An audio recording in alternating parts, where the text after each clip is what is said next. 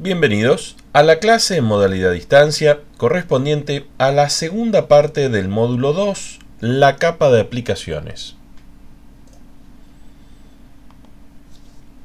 Bueno, para esta segunda parte nos vamos a abocar a estudiar en profundidad nuestro primer protocolo de la capa de aplicaciones. Vamos a tomar al protocolo HTTP por múltiples razones. Una de ellas que es muy conocido y otra, como van a ver a lo largo del desarrollo de esta segunda parte, es sorprendentemente o llamativamente simple, sencillo. No es casualidad, fue desde ya una intención a la hora de diseñarlo. Y bueno, nos viene como anillo al dedo para que sea nuestro primer protocolo a estudiar en profundidad. Después vamos a ver algunos otros, pero claro, en otras partes de este segundo módulo. Empecemos nomás.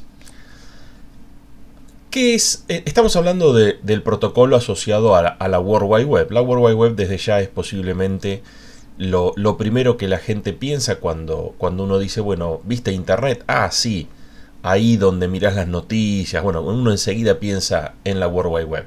Pero nosotros vamos a tener que hacer un acercamiento desde ya mucho más técnico. Entonces, a decir verdad, desde el punto de vista de las aplicaciones, una página web son esencialmente una colección de objetos. Estos objetos desde ya pueden ser otros documentos HTML, como bueno, uno especial que vamos a distinguir como el documento raíz, que tiene que ser HTML o suele ser HTML. Pero esos otros objetos pueden ser otras cosas, como por ejemplo fotos, videos, barras, GIF, memes, vaya uno a saber. Toda esa colección de objetos luego son puestas a disposición de, por ejemplo, el navegador, y el navegador se encargará de que sean visualizadas de una manera razonable.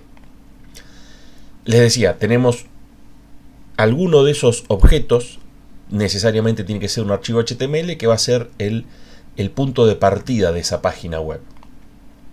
Y todos estos objetos, tanto el archivo base, el archivo raíz, como todos los demás, van a ser referenciados a través de lo que llamamos, bueno, un URL. El concepto de URL, si bien siempre lo vemos asociado a las páginas web, en realidad es un concepto independiente. Si se fijan, URL significa, es una sigla en inglés, significa Uniform Resource Locator, o sea, es como una forma uniforme de ubicar recursos. En este caso, esos recursos que vamos a estar ubicando van a ser justamente estos objetos que forman parte de la página web. Y ahí abajo tenemos un ejemplo de URL. De hecho, es el URL de la página de la materia. Y tiene muchos componentes y algunos separadores que separan esos componentes. De hecho, al principio hay que especificar el protocolo. El protocolo es justamente el HTTP, de quien vamos a estar hablando en profundidad. Luego tiene que venir ese barra inclinada, que bueno, uno directamente no lo lee porque si no es un trabalengua. Pero a continuación viene la computadora, el host al cual hacer referencia, el servidor.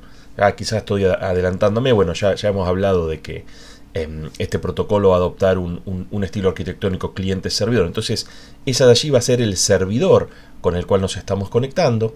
Ese 2.80 no siempre lo especificamos.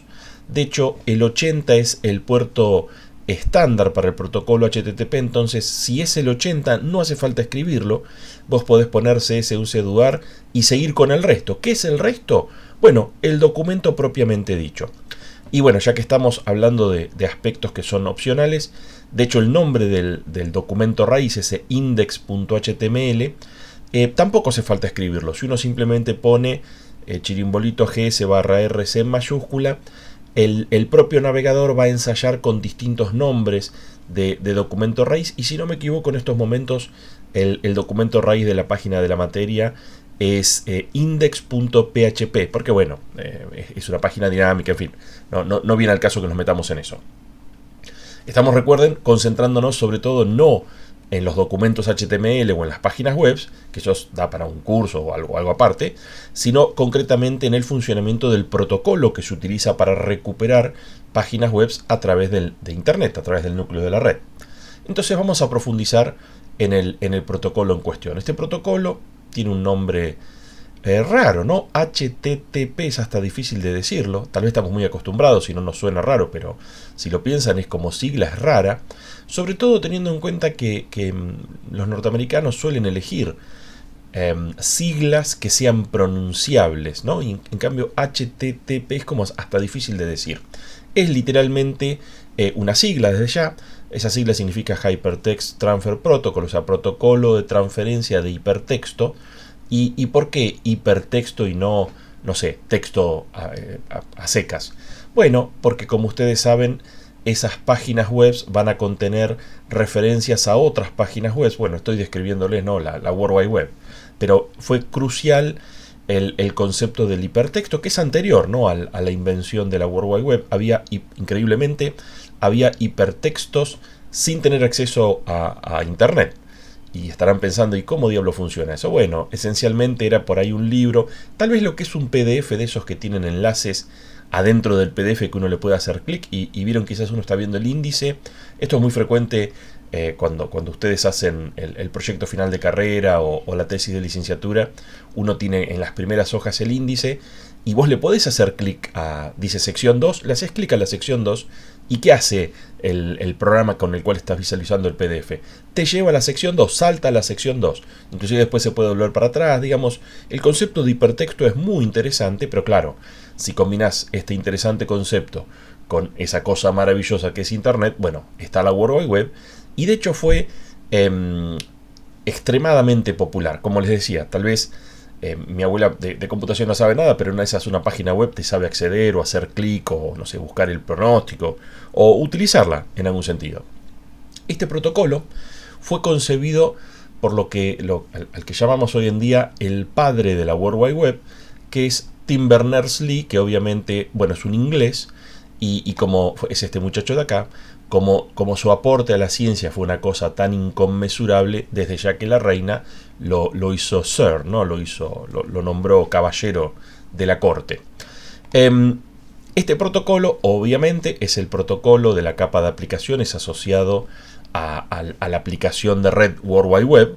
Uno nunca lo dice de esa manera, o tal vez lo llamamos del navegador, ¿no? Nos concentramos en el cliente y no tanto en el servidor.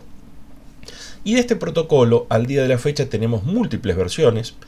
Ahí tenemos las distintas versiones y tenemos también el documento público, el RFC, en el cual está especificado. Si miramos los números de los RFC, nos da una idea de en qué momento fueron desarrollados. Fíjense que es verdad que a veces cuando hay una revisión de un RFC le cambian el número y por ahí engañosamente tiene un número más nuevo, pero en realidad se trata de un protocolo más antiguo.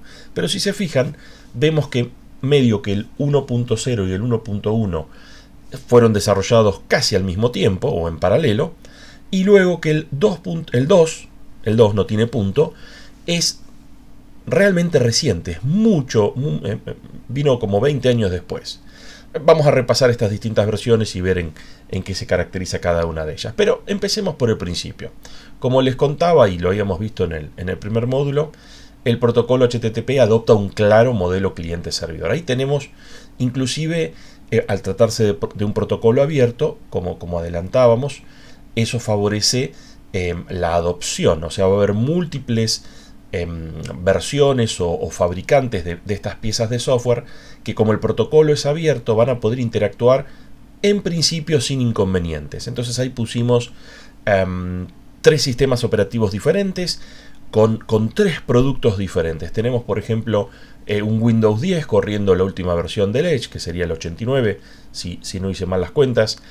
Tenemos un servidor con Unix corriendo GNU Linux con la versión 2.4.46 de Apache, que si no me equivoco tiene unos meses, tiene 5 o 6 meses, pero si miré bien es la última versión estable. Y tenemos, ¿por qué no?, otro sistema operativo diferente, un iPhone que está corriendo iOS 14.4.2, y dentro de ese sistema operativo tenés un navegador diferente al que tenés en Windows. Tenés uno que se llama Safari y bueno, creo que normalmente coincide la versión mayor, el 14 del sistema operativo, con el 14 del browser, ¿no? Total, si uno necesita nuevas versiones sin cambiar el número más grande, cambias los números más chiquititos, obviamente. ¿Y cómo funciona esto? Bien, tenemos de un lado los clientes. Naturalmente a los clientes no los llamamos cliente HTTP, le decimos directamente navegador o de la palabra browser en inglés.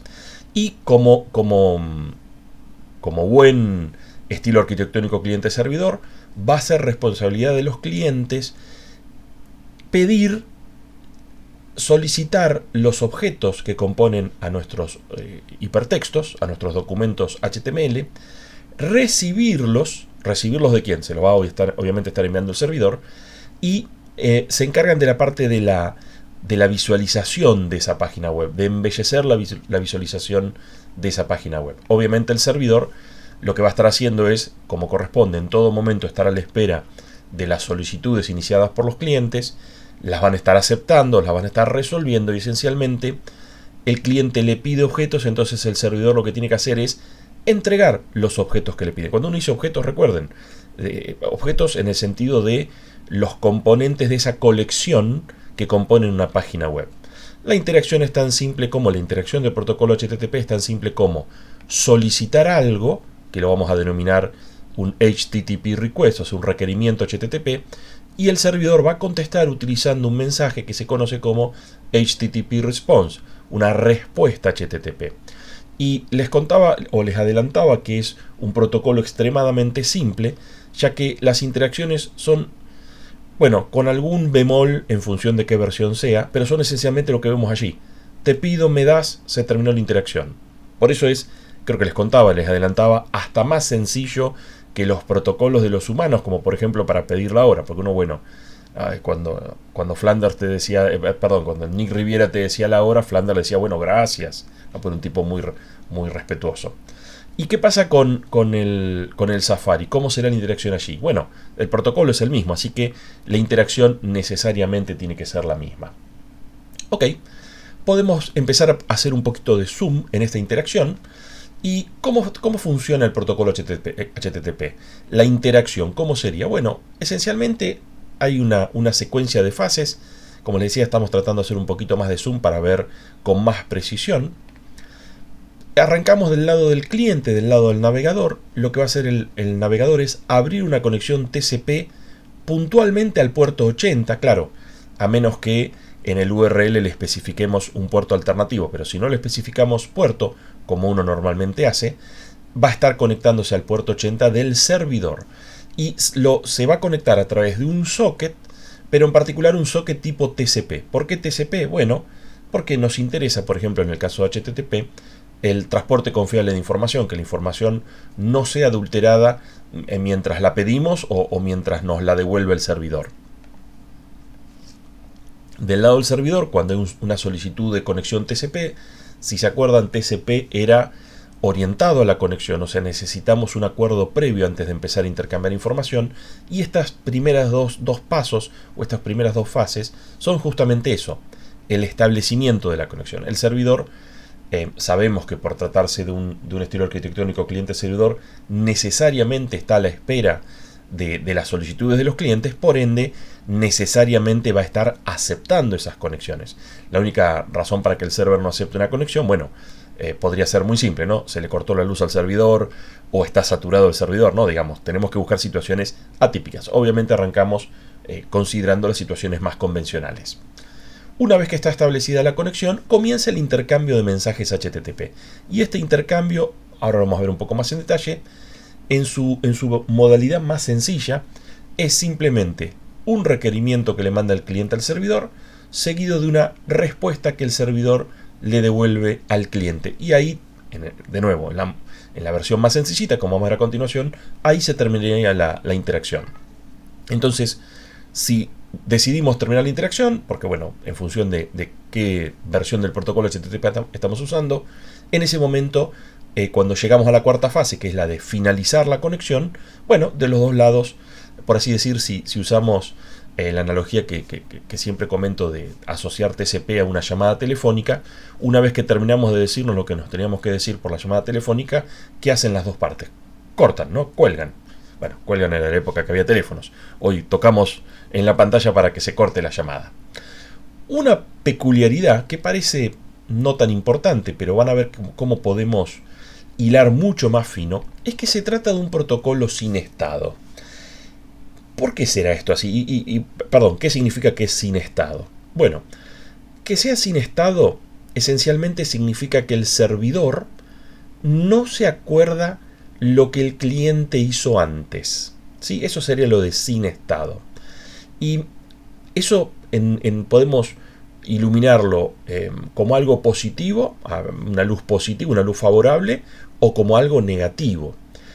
Arranquemos uno siempre da primero la buena noticia, supongo. ¿Qué sería lo positivo de que HTTP sea un protocolo sin estado? Bueno, en el estilo arquitectónico cliente-servidor, uno de los problemas suele ser que después lo trata de resolver la competencia, el estilo arquitectónico peer-to-peer, era la compleja escalabilidad, el hecho de que el servidor era como el que recibía todos los requerimientos de todos los clientes, entonces en algún punto se saturaba.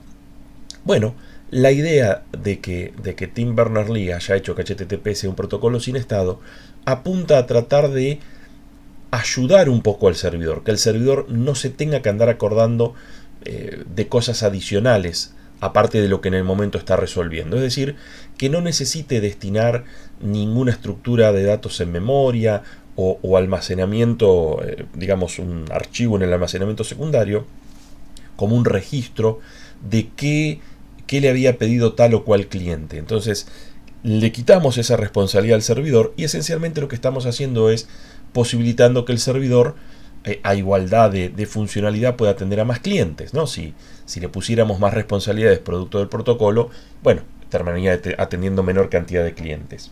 Pero hay dos caras a toda moneda y esta misma idea que favorece al servidor también de alguna manera complica a los clientes, más aún, complica a los usuarios. ¿Por qué?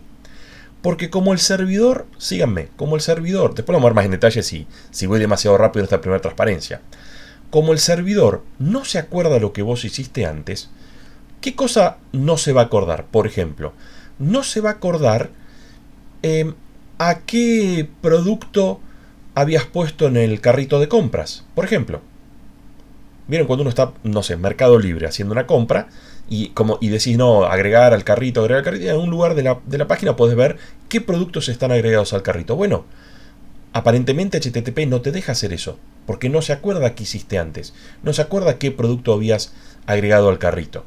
Si están pensando, pero para un cacho, si yo me meto ahora mismo en Mercado Libre y lo del carrito de compra funciona, algo están haciendo, sí, seguro, ahora vamos a ver cómo se lo termina implementando, pero no es gracias al protocolo HTTP que se acuerda lo que hiciste antes, se lo resuelve de otra manera. Obviamente con un archivo en el disco rígido, bueno, ahora lo vemos. Ahora bien, pero eso no es lo único. Uno dice, bueno, carrito de compra tiene un uso, si no estás en Mercado Libre, el carrito de compra no te sirve. Vamos a un uso mucho más generalizado que se nos complica y mucho producto de que HTTP es un protocolo sin estado. Por ejemplo, cuando uno ingresa al Facebook, una de las primeras cosas que tenés que hacer es presentar credenciales. Poner tu nombre, tu correo, tu contraseña. Y acto seguido, la página facebook.com ya no te carga la página de bienvenida en la que tenés que poner el usuario y la contraseña. ¿Me siguen? ¿Qué te carga? Te carga ahí, bueno, el home tuyo. Entonces, momentito, ¿y cómo hace el protocolo HTTP para saber, bueno, o el servidor si quieren, para saber que yo soy yo y mostrarme a mí mis mensajes y por ahí no mostrarme la pantalla de bienvenida o no mostrarme los mensajes tuyos?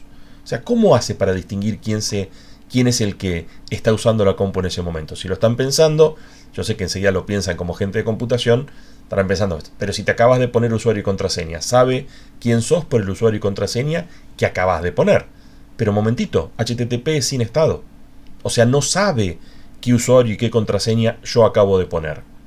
Al menos, de nuevo, ustedes están pensando, che, pero esto funciona. Anda bien, anda así en el YouTube cuando me identifico para ver las clases, anda bien en el Gmail, anda bien en el Hotmail, en el Live, en todos lados, en el Google Drive, qué sé yo. Bueno, seguro, pero no es utilizando el protocolo HTTP, hay que usar el protocolo HTTP y alguna funcionalidad adicional. Vamos a tener que sufrir, porque en lugar de ser una cosa mucho más directa, vamos a tener que dar una vueltita a la manzana para poder implementar esas cosas. Y eso es consecuencia de que, bueno, cuando fue creado este protocolo, se tomó la decisión de ayudar al server y por ahí complicarle la vida a los clientes. ¿Por qué? Bueno, porque de nuevo, en esa época era una crítica muy fuerte el hecho de que ese servidor era el punto único de fallo, que era el cuello de botella al desempeño, etcétera, etcétera. Si se inventara hoy en día la World Wide Web, bueno, hay otras funcionalidades, hay otras facilidades que nos posibilitan repartir un poco la carga de ese servidor. Y no estoy hablando de hacer un protocolo HTTP peer-to-peer. No. Siguiendo con el estilo arquitectónico cliente-servidor, hay otras cosas que podemos hacer que vamos a ir viendo posiblemente, bueno, en la partecita 3 que sigue a continuación de esta. Bien, empecemos a meternos un poco más en detalle. Considerando HTTP, aparecen dos grandes formas de manejar los estilos de conexión. Hay un HTTP que se lo denomina no persistente, ahora va a quedar claro por qué, que lo que hace es permite que a través de una conexión TCP sea enviado a lo sumo un objeto. Es decir, si viajan de nuevo al curso de nivelación, si se acuerdan, que jugamos con lo del al menos a lo sumo. ¿Qué era esto de a lo sumo? Bueno, a lo sumo es menor o igual. O sea, con un HTTP persistente voy a poder recibir o solicitar si soy cliente y recibir cuando me lo conteste el servidor, a lo sumo un objeto. O sea, puedo solicitar un objeto o ningún objeto. O sea, lo que no voy a poder hacer es pedir 2, 3, 4. Bien, este estilo de conexión HTTP no persistente es el sancionado por la primera versión de HTTP, el HTTP barra 1.0. Obviamente la alternativa es lo que se llama HTTP persistente, y como se imaginarán, lo que permite es que reutilicemos la misma conexión TCP para traer múltiples objetos. Y normalmente son más frecuentes las páginas web que son una colección de muchos objetos y no las que son solamente el HTML y para de contar. Hasta las páginas más elementales tienen, bueno, el HTML que sería el texto, pero después tienen el CSS y después tienen algunas cositas más, algún GIF acá y allá. Siempre hay cosas adicionales, incluso en las páginas más básicas, más lavadas. Entonces la verdad que el estilo no persistente, bueno, ahora vamos a hacer un análisis más fino, van a ver que nos complica la vida, porque el establecimiento de la conexión implica un retardo. Entonces tener que hacer un establecimiento de conexión por cada objeto implica pagar muchas veces el retardo del establecimiento de conexión. No se preocupen, como creo que les había contado, Kurosa y Ross les encantan, los autores del libro de texto que usamos en la materia, les encanta hacer cuentas, sacar la calculadora, así que vamos a jugar también con estos retardos o tratando de analizar cuánto es el impacto de usar una conexión no persistente. Bien, la idea de la conexión persistente, como se imaginarán, es la que recomienda el protocolo en su versión 1.1. Para que lo vayamos visualizando un poco mejor, tratemos de hacer un poniendo todo junto de lo que vimos hasta ahora. Supongamos, vamos a hacer la evolución de un protocolo, entonces como siempre tenemos allí el tiempo que avanza de arriba hacia abajo, y vamos a suponer que el usuario ingresa google.com en el navegador. Vamos a concentrarnos solamente en el protocolo HTTP porque, bueno, tal vez el primer paso sería transformar google.com a una dirección IP, pero nos concentramos solamente en HTTP, bueno, y en el establecimiento de la conexión desde ya. Entonces el primer paso sería, el cliente va a iniciar una conexión TCP al servidor, donde al puerto 80. ¿Y por qué al puerto 80? Bueno, porque es el puerto en el cual el servidor está en todo momento a la espera de nuevos requerimientos.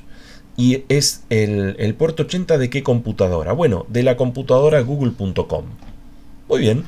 Del otro lado, el servidor que está en google.com, como es un servidor, va a aceptar la conexión y le va a mandar una notificación de vuelta al cliente diciéndole sí, te acepté la conexión. O sea, la primera rayita roja es el establecimiento de conexión o el requerimiento de conexión, y la rayita roja que vuelve es la aceptación, ¿no? Sería bueno, después vamos a hablar más en detalle cuando estemos hablando de capa de transporte. Sería el SYN y el ACK.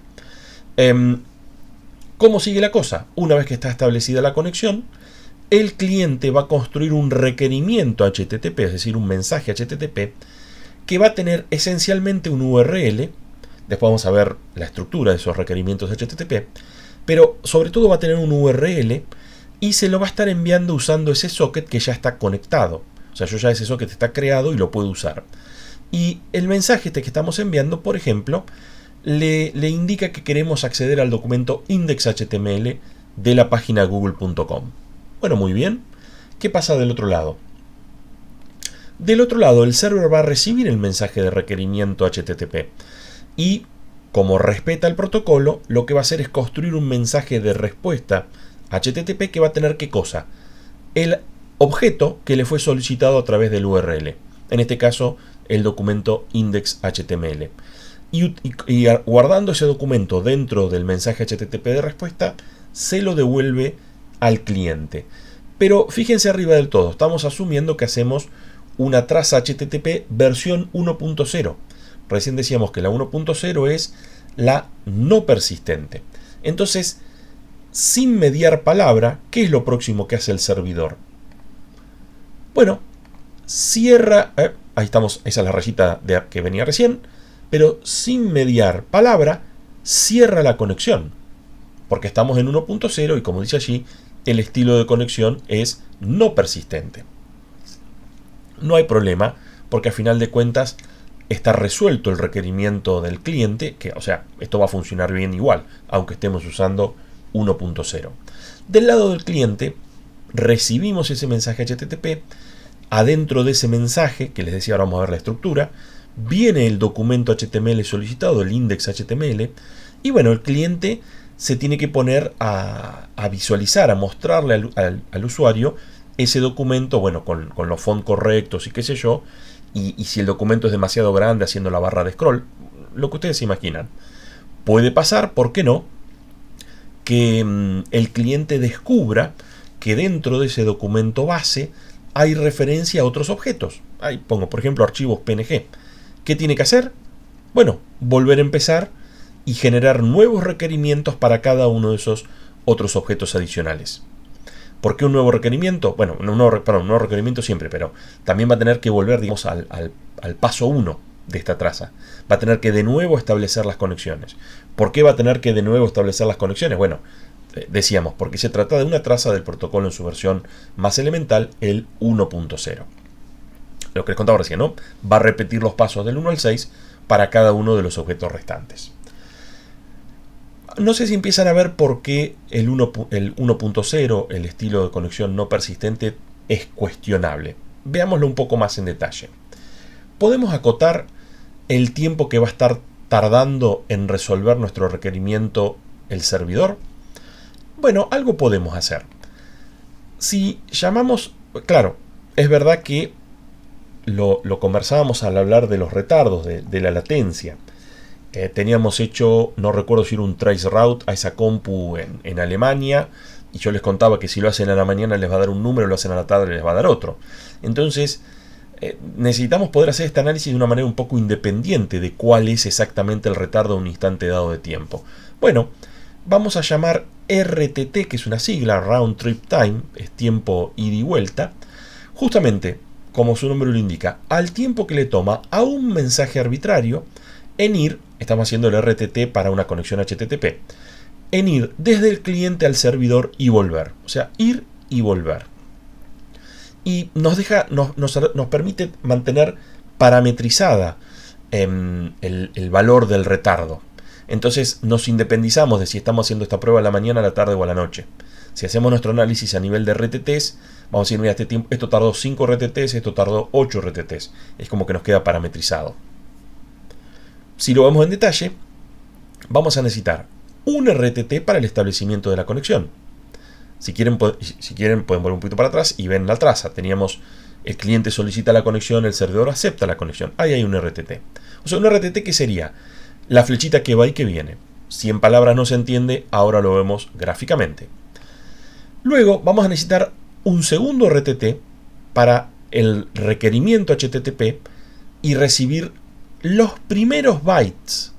Noten acá, nos vamos a poner muy precisos. Va a haber un RTT no hasta enviar el requerimiento y que venga la respuesta. No, hasta enviar el requerimiento y que comience a llegar los primeros bytes de la respuesta. ¿Por qué esta salvedad? Bueno, porque puede pasar que el documento sea pesado. Estamos, no sé, descargando un archivo, por ejemplo. Y ese archivo puede tener varios megas. Entonces, ese documento puede tardar un buen rato, tal vez más de un RTT o dos RTTs, en terminar de descargar. Entonces, cortamos en dos el tiempo desde que empieza a descargar el documento y después consideramos lo que tarda en descargar el documento, ¿no? Lo separamos en dos, el RTT de que comienza a descargar más lo que tome el tiempo de transferencia. Entonces, si lo vemos gráficamente, ahí tenemos nuestro cliente, tenemos nuestro servidor, y analicemos entonces el requerimiento de este documento. Vamos a tener primero el establecimiento de la conexión TCP, y el servidor obviamente nos la va a aceptar. Y les decía, cada vez que tenemos una flechita roja que va y que viene, lo que tenemos en esencia, creo que debo tener el ratón a un lado, en esencia, este tiempo que pasó, recuerden que esta flechita azul es el tiempo.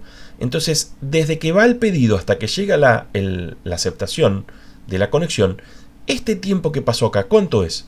Lo que llamamos un RTT. En ese punto hacemos el requerimiento del documento HTTP usando un requerimiento HTTP. Perdón, documento HTML haciendo un requerimiento HTTP. Y nos va a pasar lo siguiente.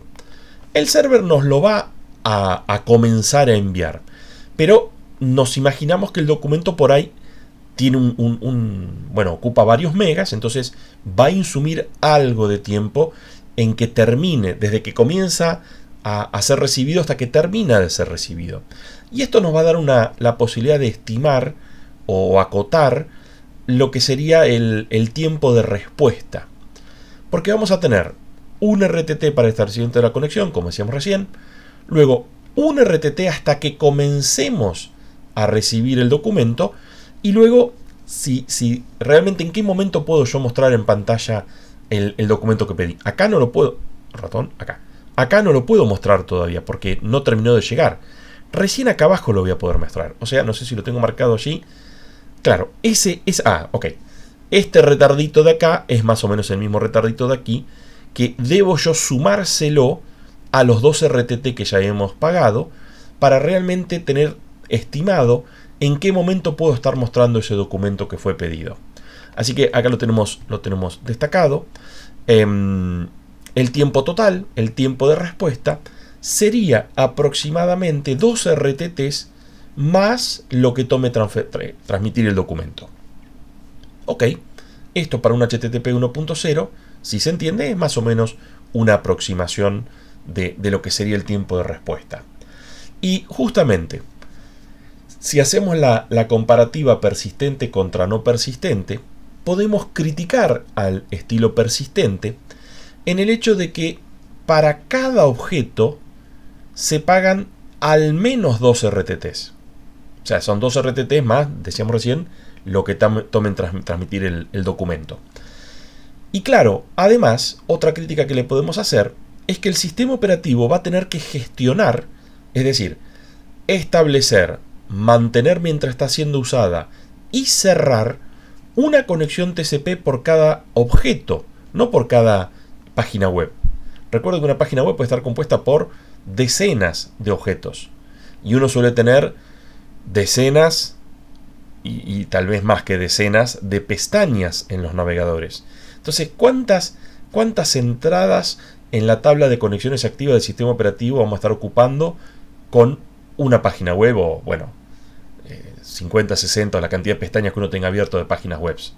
Y ni que hablar encima que algunos navegadores, para mostrarse como más performantes, hacen lo que se llama la técnica de prefetch.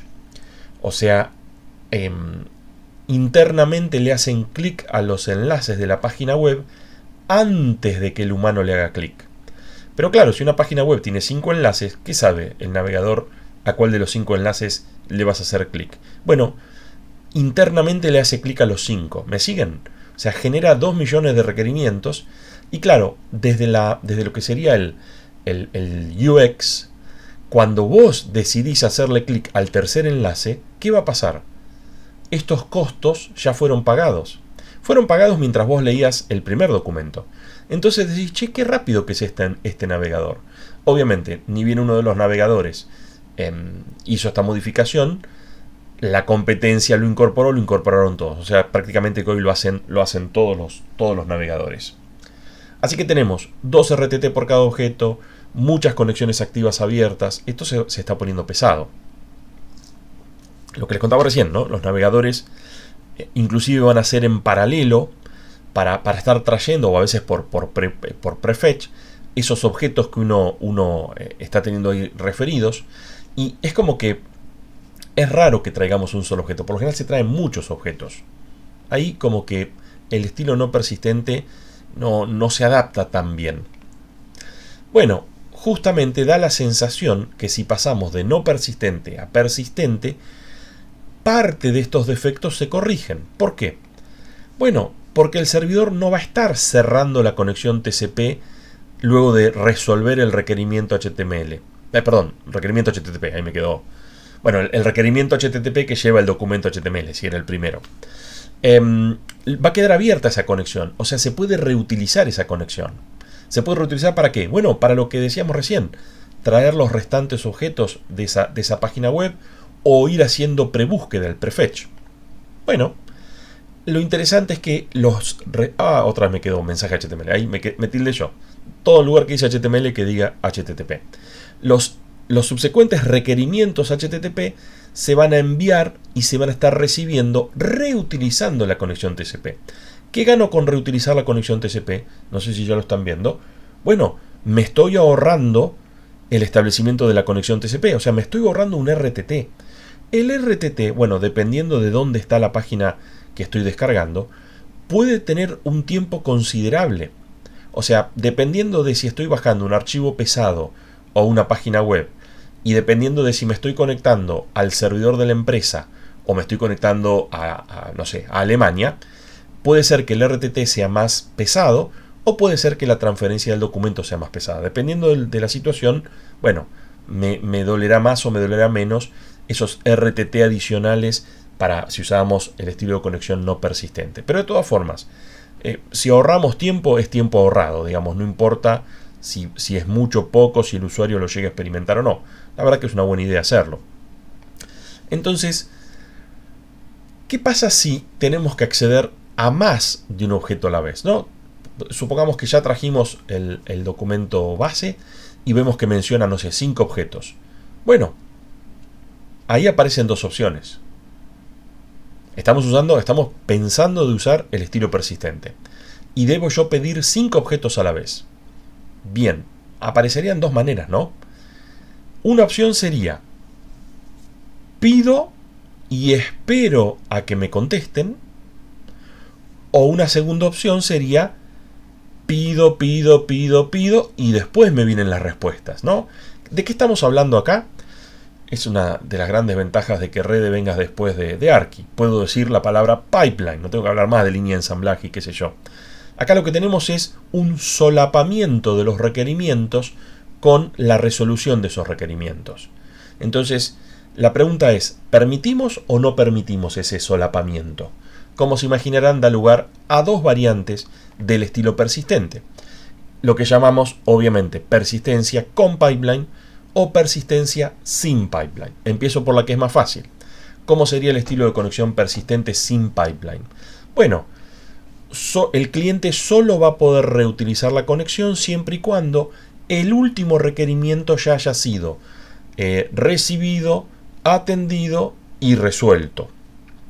Obviamente que la otra alternativa, si lo pensamos, vamos a tener un RTT para el establecimiento de la conexión, seguido de un RTT para cada objeto que estamos trayendo de esa colección de objetos. Luego, como se hace uno tras otro, sería un RTT para cada objeto. ¿Cuánto va a ser el total? Si la página tiene 10 objetos, y estamos estimando rápidamente el retardo, serían 11 RTTs. De nuevo, uno para cada objeto más, no nos olvidemos, uno.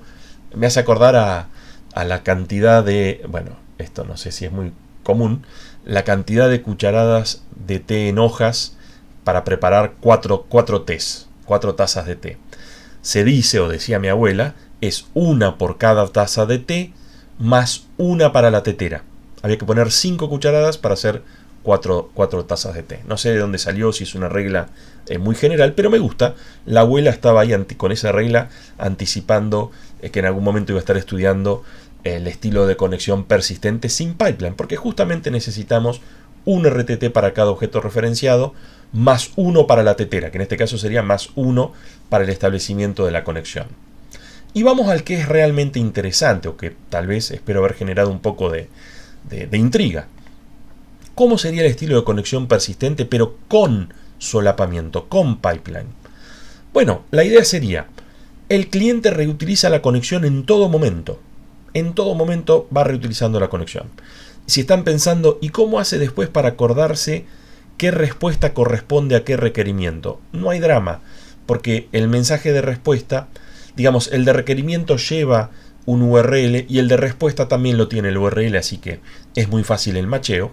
O sea, uno sabe qué pidió y después cuando llega lo que pediste, ahí está a la vista. Y acá se pone interesante.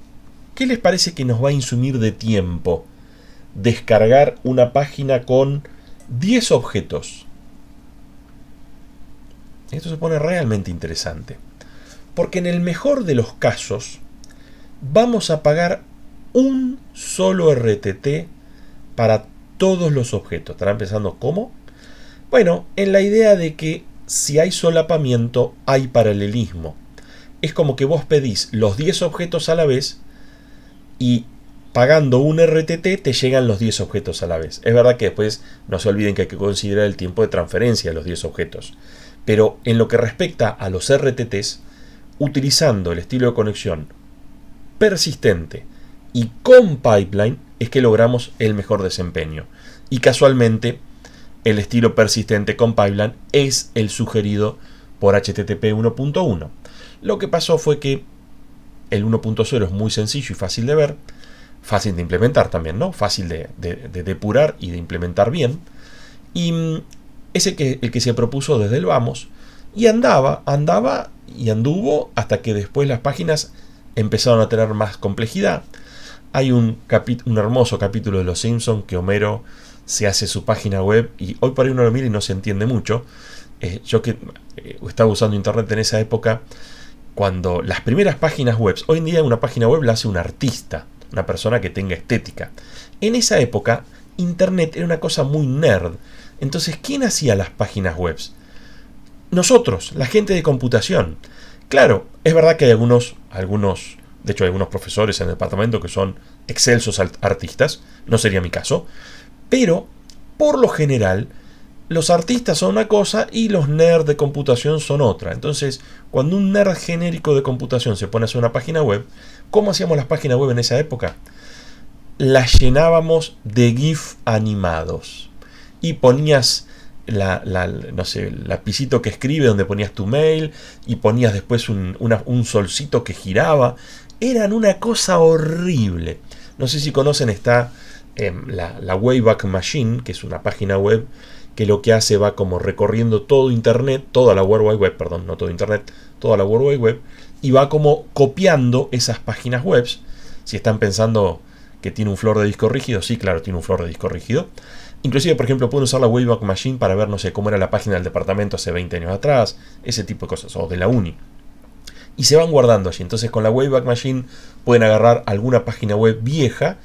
Habría que ver qué URL tiene más de 30 años. Y ahí van a ver esas famosas páginas con los GIF animados y qué sé yo. Bueno, y cuando Homero se hace la página web, le metió 3 letras y 200 GIF animados, y la verdad que cuando lo vi me mataba de la risa. Además de que soy medio fanático de Los Simpsons, eso en particular era como un chiste para la gente de computación, o para los que usamos internet en esa época. Rápidamente, con esas páginas tan pesadas, llenas de GIF animados, el HTTP 1.0 quedó corto, y bueno, con mucho tino, Tim Berners-Lee se le ocurrió esta modificación que dio lugar rápidamente. Si se fijan en los números de RFC, apenitas ahí nomás fue creado el 1.1, que durante muchos años fue el utilizado por la web, por los navegadores y por los servidores. Es verdad que da un resultado muy interesante, pero tiene un aspecto que se le puede criticar al 1.0 y al 1.1, que es lo que el estándar 2 trata de arreglar. Lo que se le criticaba o se le critica al 1.1 y al 1.0 también, es que son protocolos ASCII. O sea, son protocolos en donde, ahora lo vamos a ver en detalle cuando nos metamos a ver justamente los campos de los requerimientos HTTP, están escritos en texto plano.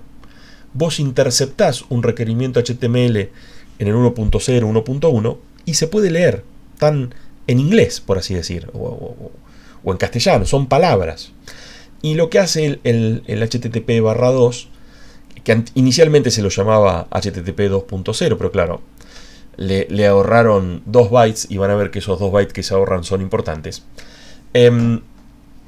Lo que hace esencialmente es transformarse en un protocolo como todos los demás, que son protocolos binarios, que dejan de tener texto plano. Son más difíciles de diagnosticar, pero bueno, ya la World Wide Web ha madurado lo suficiente. Los desarrolladores de aplicaciones para la World Wide Web, digo, navegadores y servidores, son lo suficientemente maduros como para bancarse un protocolo que sea más difícil de depurar, como lo es el caso del HTTP/2. Recientemente, la IETF, ¿se acuerdan, no? Que decíamos que está lleno de siglas, redes. La IETF es el organismo donde se juntan los ingenieros de computación, ingenieros electrónicos también, a diagramar qué pasa con Internet. Esencialmente es una sigla, es la Internet Engineering Task Force, el grupo de tareas de los ingenieros de Internet. Son los que aprobaron o dijeron, bueno, este estándar ahora lo vamos a empezar a usar. Y pues justo ahí estaba explicado. ¿Quién es la IETF? Es el organismo a cargo de la aprobación de los nuevos RFCs. En particular apareció el RFC del HTTP/2 y lo aprobaron, lo dijeron, se puede usar. ¿De dónde surge?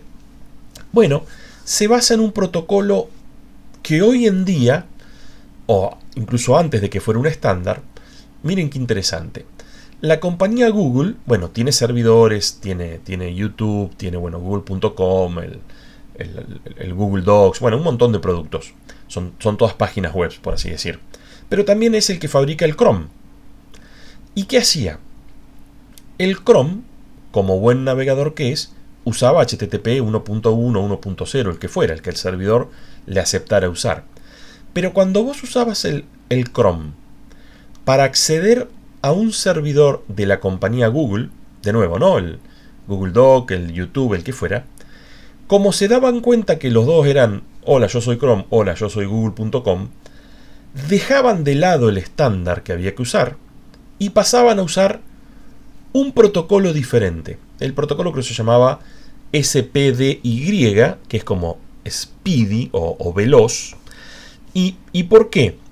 Con ese protocolo, como no usaban texto plano, sino que achicaban el tamaño de los mensajes, lograbas que la interacción fuera más reactiva. O sea, ¿qué lograban hacer? De una manera, iba a decir tramposa, pero en realidad no fue tramposa, fue muy inteligente. Lograban que la experiencia del usuario, cuando se combinaba Chrome con los productos de Google, fuera superior a cuando usabas los productos de Google con otros navegadores o usabas el Chrome con otros servidores que no sean los de Google.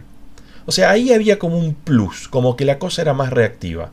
Y claro, digamos, estas compañías, uno puede descargar el Chrome, es gratis, y el servicio de Google es gratis, pero quieren llevar agua para su molino. Digamos, no ganan plata por la gente que usa el Chrome, gana plata por la gente que usa el Chrome accediendo a los sitios de Google. Así que fue una idea muy interesante, y una vez que ellos lo tenían totalmente afinado, andando a la perfección, regalaron, esto es muy interesante, en lugar de quedárselos ellos de por vida, el detalle de por qué lo terminaron entregando no lo tengo de todo claro. Quizás es porque Google se ufana y tienen como sublínea, no hagas el mal, do no evil. Que después uno dice, para, Google dice eso, me está jorobando. Ok, la sublínea está, el subtexto ahí está. Y tal vez en tributo a ese do no evil, tomaron este protocolo privado desarrollado por ellos y se lo donaron a la humanidad, comillas, comillas. ¿Cuál fue la historia? Desconozco, el detalle fino no lo sé, son especulaciones. Lo que sí les puedo contar es que hoy en día contamos con este protocolo y una vez que se hizo un estándar abierto, publicado en un RFC, no solo el Chrome lo puede usar, sino todos los navegadores lo tienen a disposición y no solo los servidores de Google lo pueden usar, sino cualquier servidor que sea estándar puede optar por implementar esta versión del protocolo. Y desde ya, si nos podemos poner a elegir, siempre conviene usar el estándar más avanzado posible, ¿no? 1.1 va a dar una mejor experiencia de usuario que el 1.0 y obviamente el 2 da una mejor experiencia que el 1.1 o el 1.0. Un poco para que se entienda mejor por qué este HTTP/2 es superior, tenemos que ponernos a mirar cómo son los mensajes HTTP. Ahí se va a entender. Vamos a repasar de nuevo. Si bien es verdad que hoy en día los ingenieros no necesitan que sea fácil diagnosticar la interacción HTTP, los futuros ingenieros y futuros licenciados que son ustedes, la verdad que sí nos viene bien que sea más simple apreciar estas interacciones. Entonces, bueno, vamos a concentrarnos en la estructura de los mensajes HTTP, sobre todo del formato de las versiones anteriores, la 1.0 y la 1.1, digamos las que eran en texto plano. Ahora se va a entender qué quiero decir con esto. Bueno, primer punto, analizar un protocolo. ¿Qué categorías de mensajes tiene? Dos categorías: requerimientos y respuestas. Más aún, los requerimientos solo viajan del cliente al servidor, las respuestas solo viajan del servidor al cliente. En la jerga uno llama HTTP request y el otro response. Y acá está lo que les contaba. Los mensajes se envían en ASCII. Alguien estará pensando, che, pero en Orga no habíamos hablado de UTF. Sí, claro. Lo que pasa es que UTF es posterior al 1.0 y el 1.1 de HTTP. Entonces, esto es sorprendente. Los mensajes se envían en una codificación que es entendible o creada para los humanos. No fue creada para las computadoras. Es para escribir frases en inglés, en castellano, en cualquier idioma. Bueno, en cualquier idioma no, porque, de nuevo, en japonés, en chino no, en idiomas occidentales, si se quiere. Porque inclusive el ASCII extendido te llegaba, te permitía poner los acentos, la ñ y esas cosas que bueno, en el ASCII básico no estaba. Acá vemos cómo es el formato, y no es una interpretación, es si yo intercepto un requerimiento HTTP, es esto lo que voy a ver, ese conjunto de caracteres ASCII. Es decir, bueno, a ver, ¿qué estamos viendo aquí? Lo que tenemos es el tipo de requerimiento. Ahí es donde se especifica el método, o sea, qué es lo que le estamos pidiendo al servidor que haga. Ejemplos de métodos puede ser get, post, get. Ahora vamos a ver. Get es sobre todo el más utilizado de todos.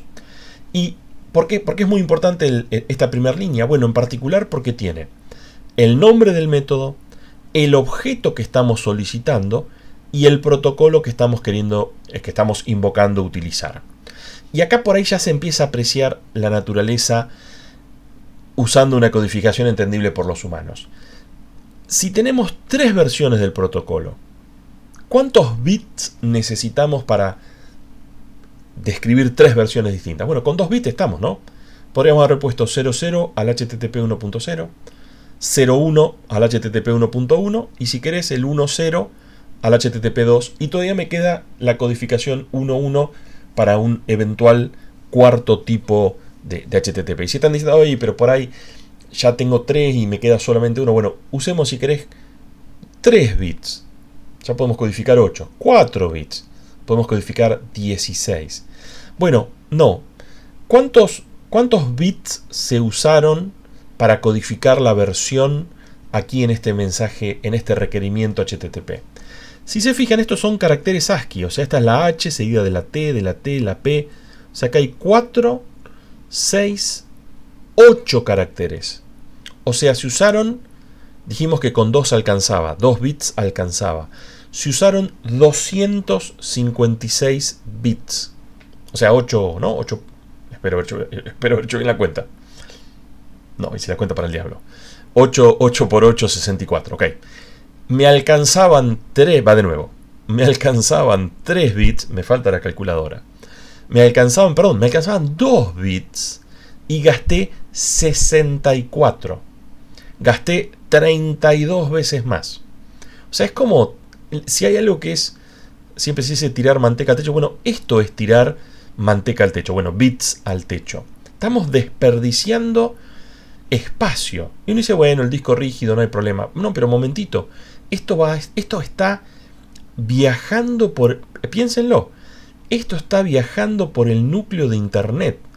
Para cada página web que cualquier persona del planeta pida, si es que se usa el 1.1, y sigue siendo muy usado también, para cada página web que una persona pida, lo que se podría haber hecho con 2 bits, se gasta 64. Lo mismo con el tipo de requerimiento. Acá esto se podría, digamos, si son 3, de nuevo, con 2 bits me alcanzaba, y gasté, no quiero meter la pata, 24. O sea, noten que estamos tirando manteca al techo en todos lados. Bueno, esto fue así, y lo que hoy es fácil de criticar, en su momento fue válido, porque ¿qué pasó? Solamente Tim Berners-Lee tenía armado un cliente y un servidor, pero él quería no tener el monopolio, él quería que todo el mundo haga clientes, que todo el mundo haga servidores, porque se reconocía que tal vez no era el mejor de los programadores. Sí era un flor de visionario, pero tal vez no era el mejor programador. Entonces, quería abrir el juego a que muchas empresas participen, muchas empresas perfeccionen los clientes. Y de hecho, en algún sentido sigue pasando. Está bien, hoy en día uno piensa que los navegadores son los que son, pero en realidad ha habido mucha evolución de navegadores. En algún momento había uno que llamaba Netscape, bueno, más atrás ahí estaba el que hizo Tim Berners-Lee, que se llamaba Mosaic. Mosaic. Ellos habían hecho uno que se llamaba, no recuerdo el nombre. Y después apareció Marc Andreessen, hizo el Mosaic, que después se transformó en el Netscape. Después apareció el que hizo Microsoft, que era muy bueno en esa época. Después, bueno, Microsoft destruyó esa compañía y se dejó estar el que hizo en ese caso Microsoft, que es el Explorer, el viejo Explorer. Después de ser muy bueno pasó a ser muy malo el Explorer, tenía problemas de seguridad, qué sé yo. Después aparece el Firefox, después aparece, bueno, había uno que llamaba Opera, aparece una multitud, eventualmente aparece el Chrome desde ya, una multitud de navegadores. Y lo mismo del lado de los servidores. Había un servidor que lo hacía Microsoft, había un servidor que lo hacía Netscape, después hay un servidor que se llama el Apache, que es muy famoso. O sea, una multitud de fabricantes de clientes y de servidores, que era un poco lo que buscaba alcanzar Tim Berners-Lee, y que no pequeño papel desempeñó el hecho de que los mensajes estaban codificados de una manera muy fácil de leer por los humanos. Porque a final de cuentas, aunque no lo parezca, los programadores también son humanos. Bueno, ¿qué es, aparte del tipo de requerimiento, esa primera línea, qué es el resto? Bueno, el resto es el encabezamiento de ese requerimiento. Y van datos adicionales, tales como a qué computadora te estás conectando. Si bien uno dice, para un cachito, ¿y por qué está esto acá y no está acá arriba? Si es súper importante con quién me estoy comunicando. Bueno, recuerden, este requerimiento HTTP viaja dentro de una conexión TCP. Y esa conexión TCP ya está establecida. O sea, cuando esa conexión TCP se inicia, es que te conectas con Google. Sí, digamos, acá es como simplemente como una confirmación de que te conectaste con Google y que querías conectarte con Google, una cosa así. Después viene, por ejemplo, lo que se llama el User Agent, que vendría a ser cuál es el cliente del usuario. Ese Mozilla 5.0 creo que era el que correspondía al Firefox, no me acuerdo. Luego le indicamos, como se trata del 1.1, esta es conexión persistente. En este caso, en el encabezamiento le marcamos que es el último requerimiento usando esta conexión, así que cuando el servidor nos conteste, cierre la conexión, ningún problema. Y después, bueno, el Accept Language es un parámetro que se le configura al navegador. Cuando uno... hoy en día las páginas que son de varios idiomas se manejan de otra manera. Si se meten en Wikipedia, al costado hay una barra de navegación en la que puedes cambiar el idioma, por así decir. Antiguamente, o lo que había pensado Tim Berners-Lee, es que vos tengas todas las páginas coexistiendo y que el servidor te entregue la que se corresponda a tu lenguaje. Entonces vos simplemente configurabas el lenguaje en el navegador, entrabas a Google y se veía en castellano. Y si entrabas a Google desde, no sé, República Checa, se veía en checoslovaco. Hoy en día pasa eso, pero no es utilizando esta funcionalidad del HTTP, sino bueno, usando lo que se llama, por ahí lo hayan notado, a veces las propagandas te salen y te dicen, ¿querés un lugar que venda herramientas cerca de...? Y a veces le pegan en qué ciudad estás, a veces no. A mí me han dicho, vos que vivís en Patagones, y no, le pifiaste el IP, digamos, usan la información de la dirección IP que tenés, lo que llama el georreferenciamiento de la dirección IP, y en base a eso te tiran la propaganda.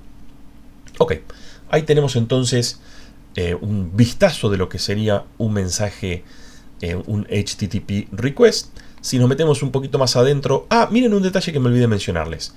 ¿Cuándo termina el encabezamiento? En esta idea de que es una codificación entendible por los humanos, va a terminar con un enter al comienzo de una línea.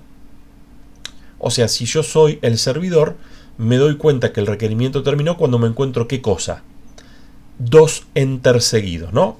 Si tengo el ratón, va a haber un enter acá, y cuando me encuentro un enter seguido de otro enter, o sea, un enter seguido de otro enter, sé que llegamos al final del requerimiento. Normalmente, bueno, al menos el requerimiento get no tiene cuerpo. Si fuera un post, por ahí sí, bueno, ahora lo vemos. Entonces, ¿cómo sería en general, no el requerimiento, no la estructura de este mensaje en particular? Bueno, un requerimiento en general tiene esta forma.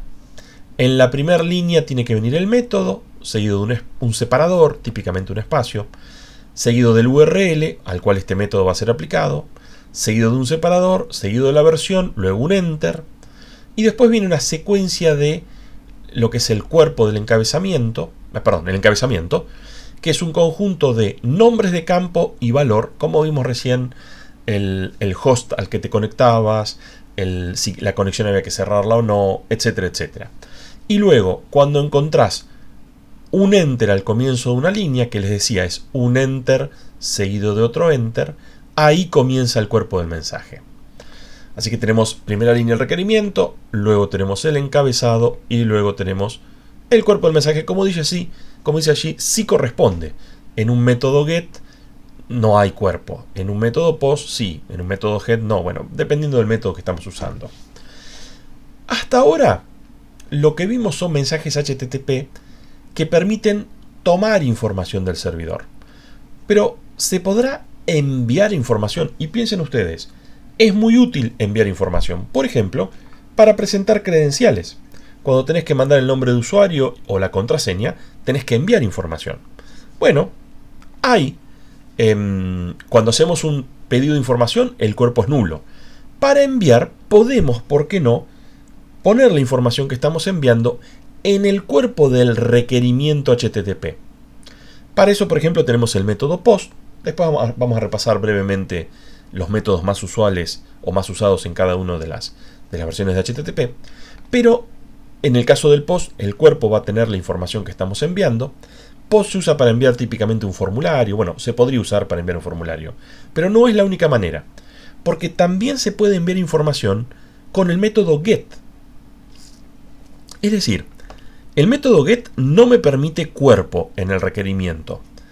Lo único que me permite hacer es, bueno, los campos auxiliares del encabezamiento y el URL. Bueno, lo que se suele estilar es enviar información dentro del URL.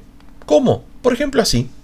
Si uno tiene un determinado formulario al cual le estás enviando información, esa información la agregamos al final del URL. Esta sintaxis seguro la han visto un montón de veces, en donde hay, bueno, esta parte es un URL común, luego viene un separador especial, típicamente el signo de pregunta, y luego va viniendo estos pares. Variable igual valor, ampersand variable igual valor, ampersand variable igual valor, y dale que va. Esa también sería una manera de estar enviando información desde el cliente al servidor. Ahí donde yo puse nombre y apellido, tranquilamente podría ser usuario y contraseña. ¿Qué métodos tenemos a disposición de los constructores de los navegadores? Obviamente, en el HTTP 1.0 vamos a tener GET, es el obvio que está en todos lados, de hecho en todas las versiones de HTTP lo tenemos a disposición. Tenemos POST, que es el que les contaba recién, que sirve para enviar información, es decir, datos ingresados por el usuario que sean enviados al servidor. Y también tenemos el método head, que bueno, no lo mencioné. El método head es idéntico al get, idéntico, con la diferencia de que el servidor no te retorna el objeto solicitado. O sea, es como un get, pero el server te contesta con un mensaje sin cuerpo, sin tener el archivo adentro, lo que vos le pediste.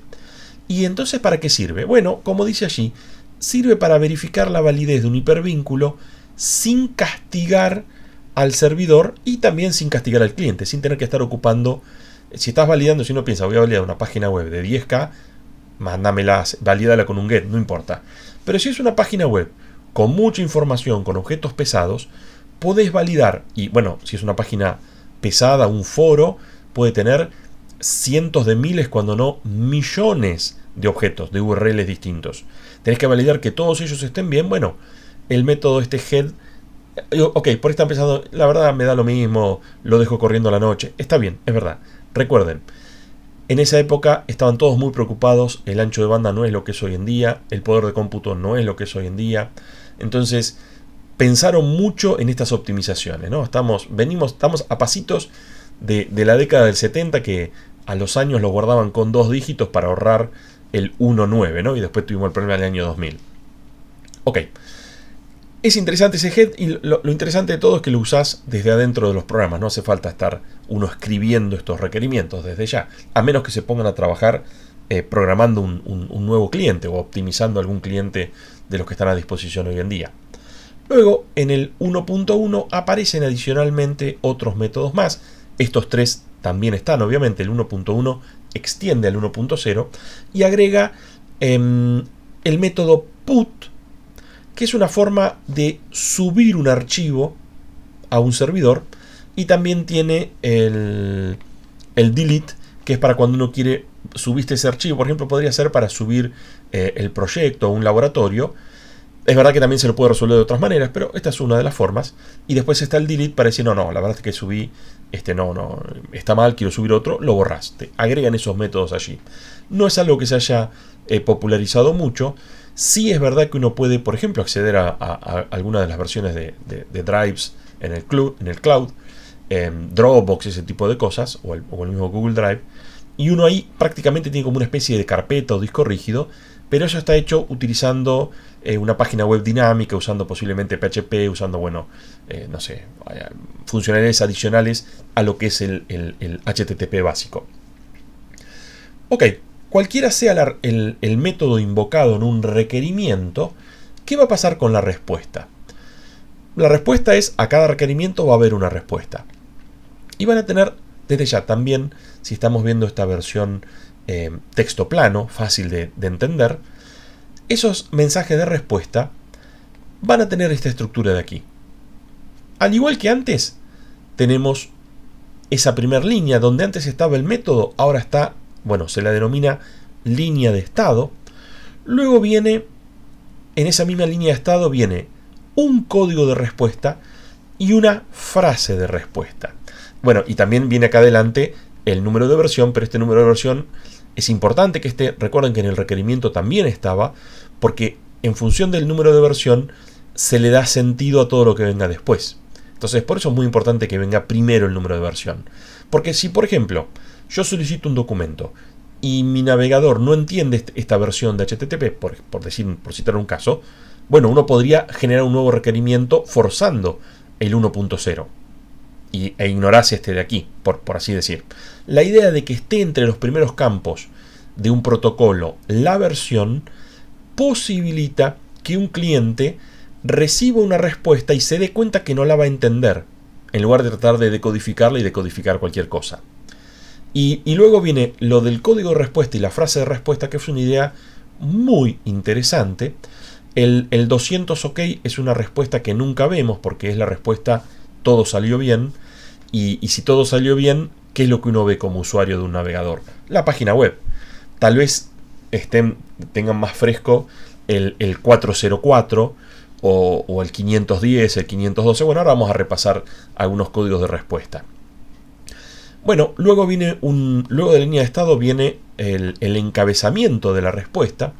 El encabezamiento de la respuesta va a tener información asociada a esa respuesta, que recuerden, siempre una respuesta tiene que estar asociada a un requerimiento.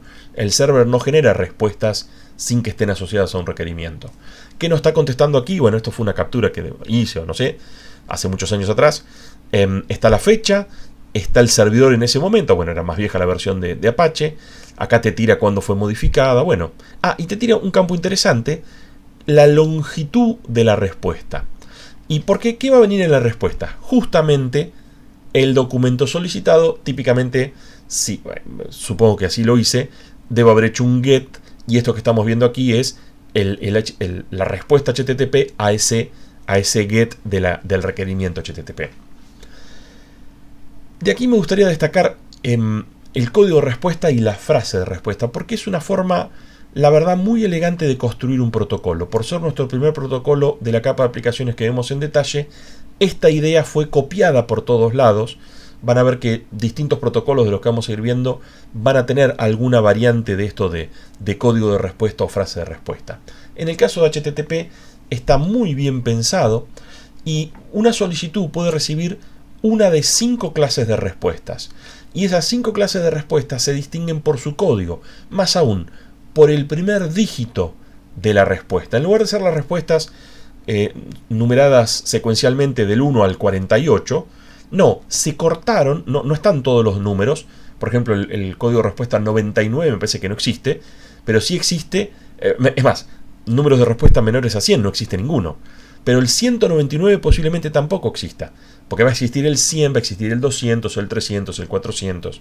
Y después por ahí tenés el 400, el 401, el 402. O sea, ahí sí se pone correlativo o secuencial.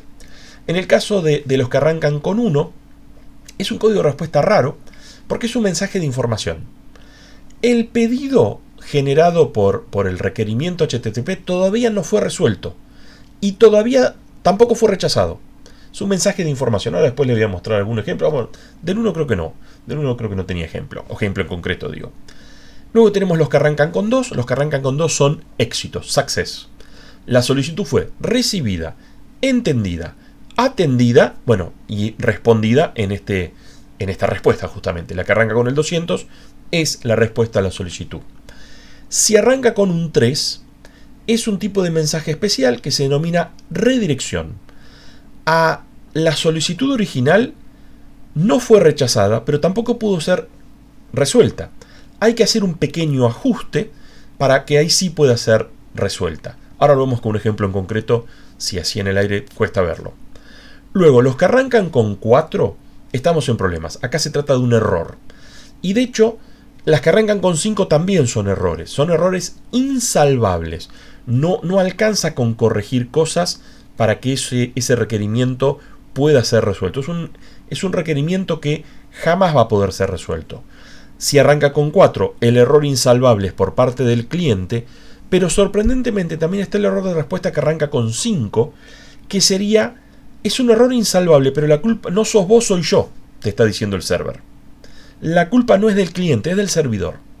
Típicamente los que arrancan con 5 es cuando a un servidor lo están cascoteando. ¿Se acuerdan cuando vimos las amenazas en la red? Una denegación distribuida de servicios exitosa logra que ese servidor empiece a responder con 5, con códigos de respuesta que arrancan con un 5, y si es muy exitoso el ataque, eventualmente no va a responder nada, eventualmente colapsa el servidor. Pero pasemos a ejemplos en concreto. Lo que vamos a hacer es ponerle número, digamos, donde recién tenía las X, le ponemos números en concreto. Vimos el 200 OK, era el ejemplo paradigmático de requerimiento aceptado, entendido, resuelto, contestado, ¿no? Es aceptado y cumplido. Si tenemos un 301, la frase, digamos, tenemos el código y la frase. La frase es move permanently, que significa que un objeto supo estar en ese lugar que vos lo pedís, pero ahora está en otro lado. Y esta respuesta no va a tener el objeto que vos pediste, porque los que arrancan con 3 es ese requerimiento no lo puedo resolver, tenés que ajustarlo. ¿Ajustar qué? Bueno, cambiar la ubicación, cambiar el URL. Vos lo pediste en esta carpeta o en esta computadora, y lo tenés que pedir en esta otra carpeta o en esta otra computadora. Si el si el cliente consume esa información y le hace caso y genera un nuevo requerimiento al lugar que el 301 le indica, ese nuevo requerimiento con la dirección cambiada posiblemente reciba un 200 OK. Es decir, generando un nuevo requerimiento, por ahí te lo terminen contestando el requerimiento inicial que tenía, por así decir, el lugar viejo. Si buscamos uno que arranca con 4, bueno, está el famoso 404, no me acuerdo si lo tenía listado acá, sino el 400 es, recuerden, arranca con 4, error insalvable por parte del cliente. Sería si yo le hago un pedido, por ejemplo, 1.1 y el servidor es 1.0. O sea, no lo va a poder contestar nunca. Entonces es un mensaje de solicitud no entendido. O lo mismo pasa si le metemos por ahí caracteres extraños o qué sé yo. Bueno, no es un error muy frecuente, pero si se produce, sabe que el error, el problema es tuyo, no del servidor. Y tenemos, creo que sí, ahora viene el famoso 404, no encontrado. Acá no se trata de que el servidor no entendió el requerimiento, lo entendió a la perfección. Lo que pasa es que le estás pidiendo un documento que no está. Pediste, por ejemplo, una carpeta o un documento puntualmente y cuando el sistema operativo lo fue a buscar no lo encontró. Así que directamente te genera esa respuesta. En ese caso, el navegador suele poner una pantallita que dice documento no encontrado. Y bueno, en algunos lugares, típicamente en los foros, en algunas partes, no te genera la respuesta 404, sino te genera un 200 OK y te hace visualizar una página web en la cual dice el documento no fue encontrado. O sea, embellecen la respuesta al 404. Es más, a veces cuando te muestran esa página web que tiene el 404, está dibujado el 404 en la pantalla. Es medio confuso cómo te transforman algo que forma parte del protocolo HTTP, te lo transforman en un documento HTML, que no es como mezclar las capas, por así decir, o los dominios de aplicación. Pero bueno, es como los ingleses dicen un tongue in cheek, una lengua en el cachete, no sé, cuesta traducirlo. Es como una chanza que te hacen. Típicamente lo hacían en había un lugar famoso de intercambio de memes, no me acuerdo, se llama 4chan o algo así, o si no, típicamente en los foros de discusión ahí también te hacen eso de que bueno, el 404, es más, hacen competencia, como que los usuarios suben dibujos y entonces en uno de los dibujos, no sé, hay un satélite prendido fuego, entonces dicen no encontrado, ¿no? Está el satélite prendido fuego, ese tipo de cosas. En fin, la gente, los nerds se divierten. Nos divertimos con muy poco. Y un ejemplo de mensaje de código de respuesta que arranca con 5, bueno, 503, este es uno frecuente, que es cuando el servidor, la verdad, no puede. Un requerimiento implica que el servidor accede al disco rígido. El disco rígido, ustedes saben, o el almacenamiento secundario en general, bueno, hoy en día, más que disco rígido, porción de estado sólido, es lento. Entonces, si está muy saturado el servidor, imagínense lo recontra saturado que va a estar el subsistema de archivos. Y bueno, es razonable de que empiece a ser, no sé, 3 o 4 de cada 5 les conteste un 503. ¿Y qué pasa con el 503? No es culpa del cliente, es culpa del servidor. Así que, ¿qué hacemos todos cuando vemos un 503? Esperamos 2 segunditos, nos damos un mate y le damos el F5. O sea, seguimos castigando todavía más al pobre servidor. Pero bueno, puede pasar de que por ahí el administrador de sistemas tenga algún watchdog corriendo arriba de ese server y el server se apague y se vuelva a prender, o se apague y se vuelva a prender la computadora entera o el servidor. No sé, eventualmente en algún punto ese servicio es posible que vuelva, ya que no hubo allí un error del lado del cliente. Bueno, le podemos sacar todavía más el jugo a este protocolo tan en ASCII. ¿Y por qué será que es tan conversado? Bueno, fíjense esto. Podemos abrir desde una consola, invocar el comando telnet, que es un comando viejísimo y súper inseguro, pero para este ejemplo va a servir a la perfección. Y lo que hacemos es, telnet en realidad es un comando para lo que se llama acceso a consola remoto inseguro. No me preocupa que sea inseguro porque tampoco voy a estar accediendo a una consola remoto, sino voy a estar accediendo a esta computadora. Y en particular, el telnet tiene un puerto puntual. No voy a ir al puerto de telnet, que era el 25, no me acuerdo, sino que voy a ir al 80. Es decir, me voy a conectar usando consola remota. ¿A qué cosa? Al servidor HTTP. ¿Y qué va a pasar? Bueno, esperamos un rato. ¿Por qué esperamos un rato? Ustedes saben, el RTT de establecimiento de la conexión.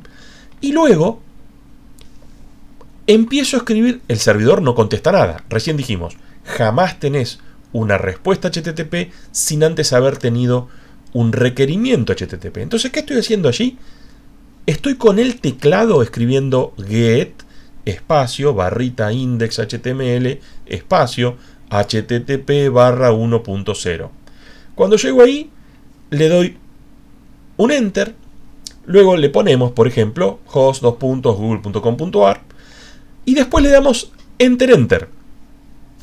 ¿Y qué pasa cuando hacen enter? Cuando le hacen el enter dentro del telnet, recibís por la pantalla la respuesta HTTP.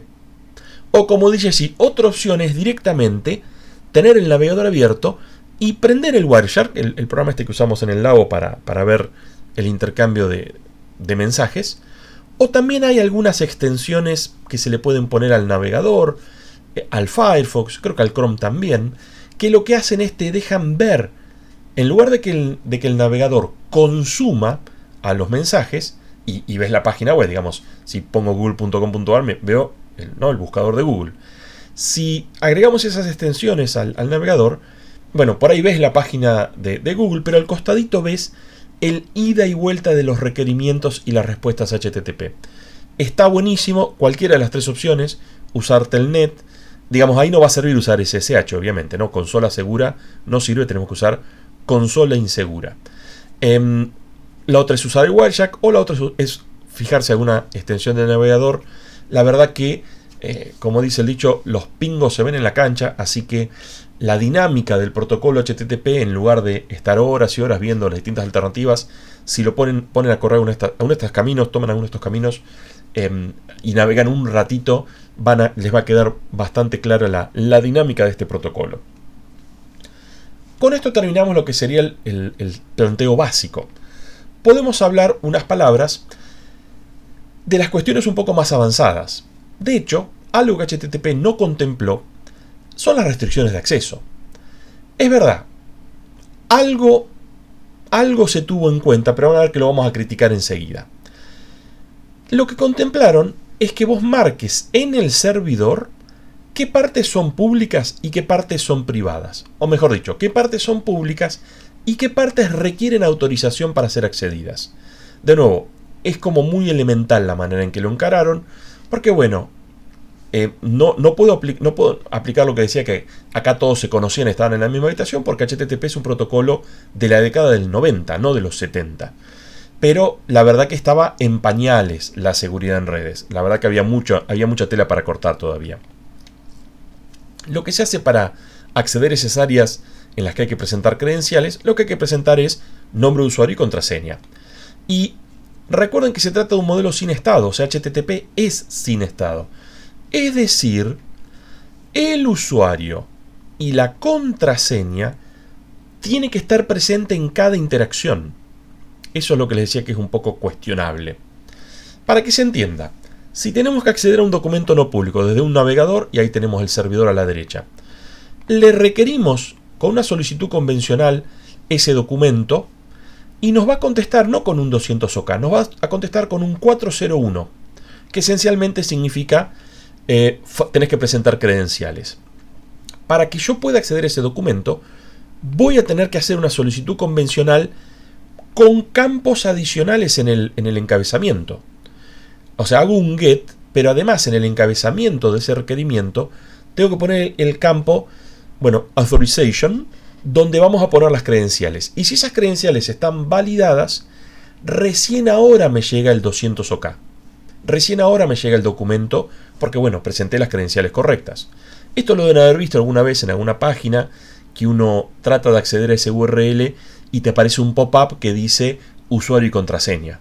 Esencialmente eso es la respuesta que hacen los navegadores al 401. Te presentan la cajita en la cual vas a ingresar las credenciales y si las credenciales son correctas, cuando le das OK, vuelve a hacer la solicitud, ahora agregando las credenciales, y si todo salió bien, si las credenciales estaban bien, te llega la respuesta correcta. Y de ahí en adelante, esto por ahí es lo criticable, las credenciales tienen que viajar con todos los requerimientos.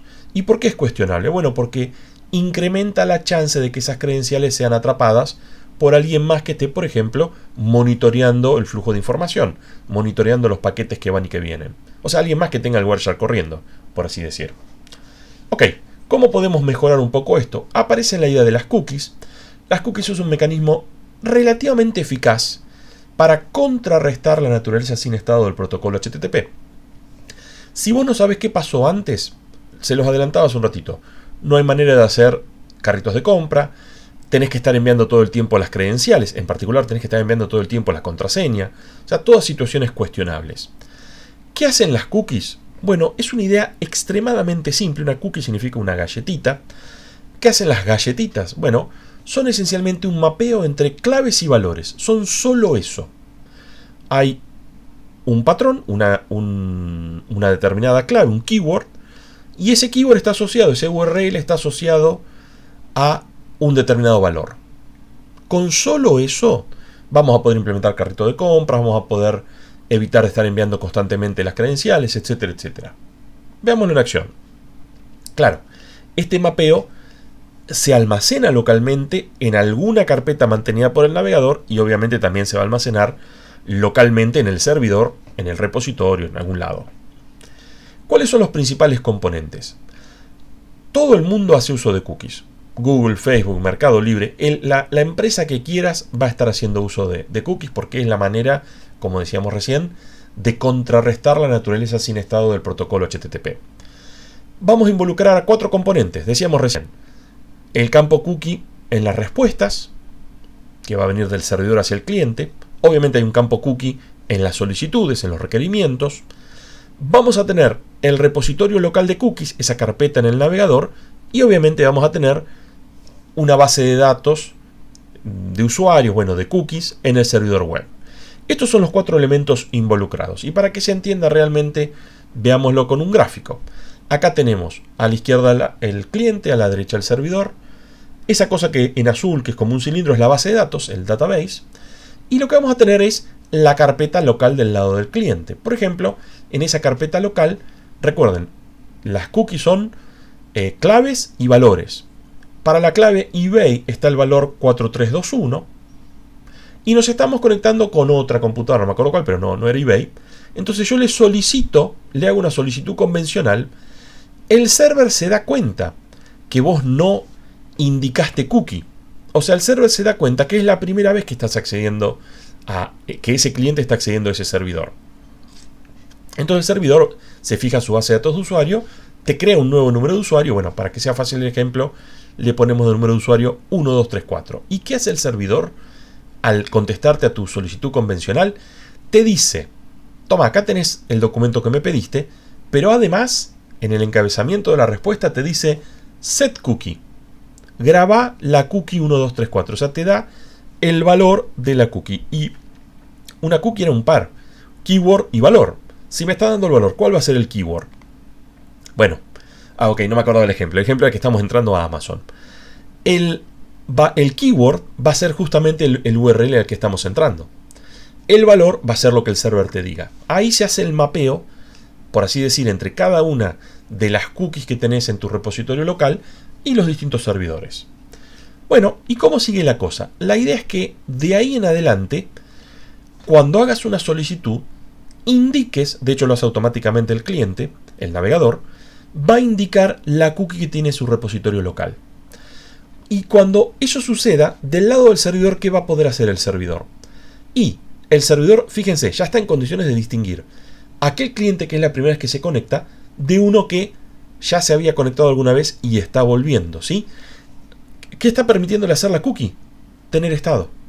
Ok, es un estado súper básico, porque es simplemente un valor, el valor del campo cookie, indicado por el servidor con el set cookie desde ya. Pero bueno, la idea es que por fuera del protocolo tomemos ese dato y generemos toda la complejidad que se nos vengan ganas a generar. Como decíamos hoy, carrito de compras, para no tener que enviar las contraseñas tantas veces, lo que sería una cookie de sesión, etcétera, etcétera. Y obviamente ahí, cuando consultamos la base de datos y encontramos que el 1234 está guardado, fíjense que cuando lo creamos lo guardamos, le va a estar generando una respuesta específica.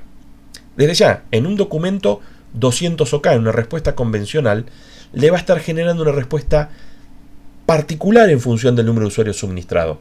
¿Particular en qué sentido? Lo que les contaba hoy. entro a facebook.com y si yo ya me había presentado las credenciales antes o le había tildado recordar, me va a mostrar mi wall y no el de otro usuario.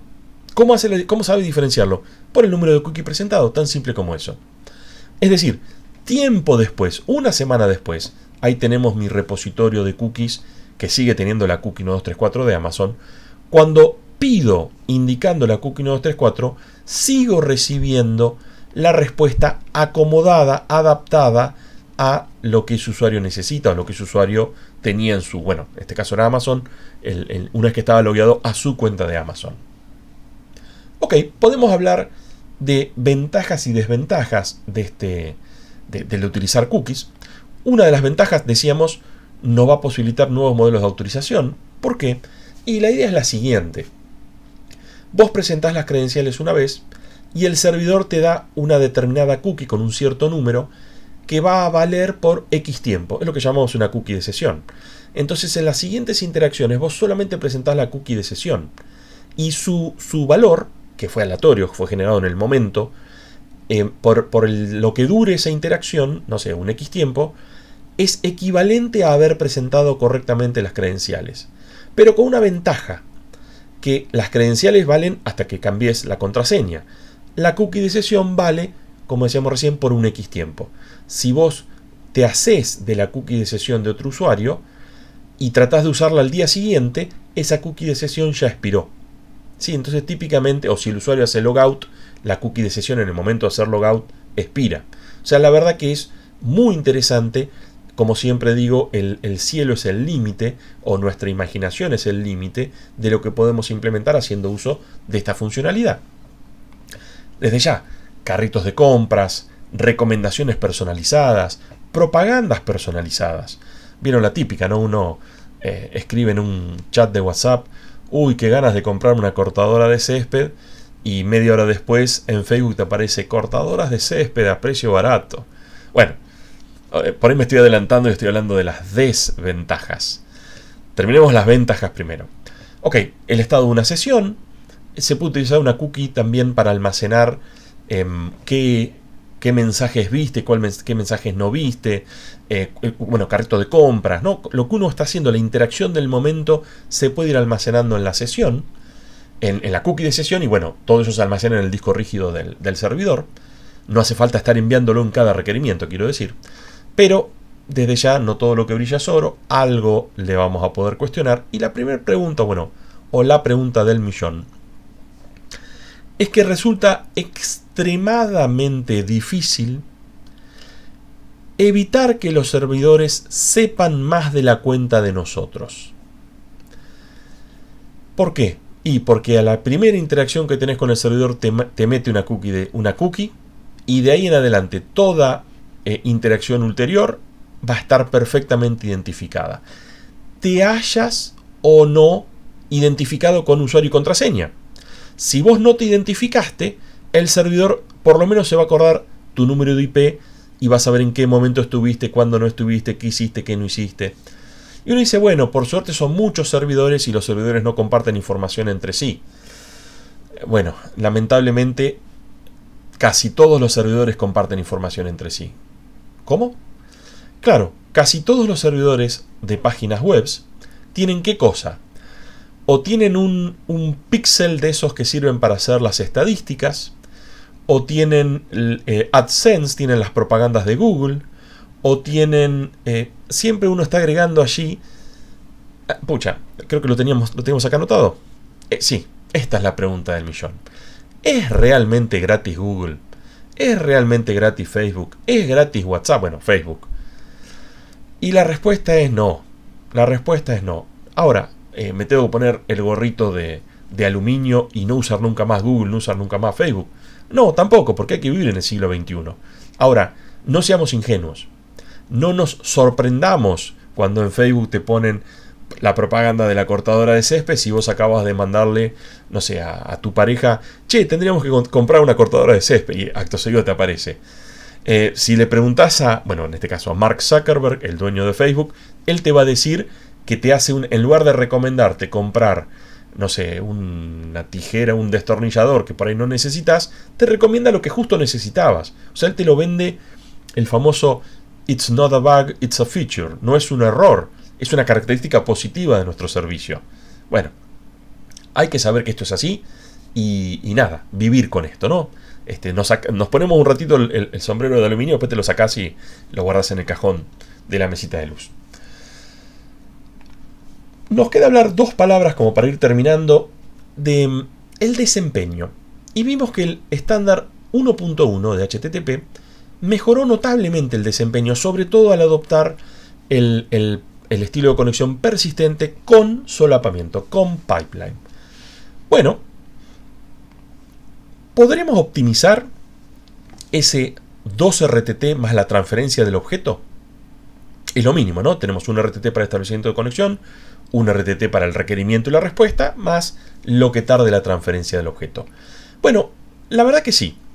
Es verdad que no tenemos control sobre lo que sea el valor del RTT en el momento. Porque decíamos, a la mañana puede ser un valor, a la tarde otro. O sea, ahí no lo vamos a poder acotar ese valor.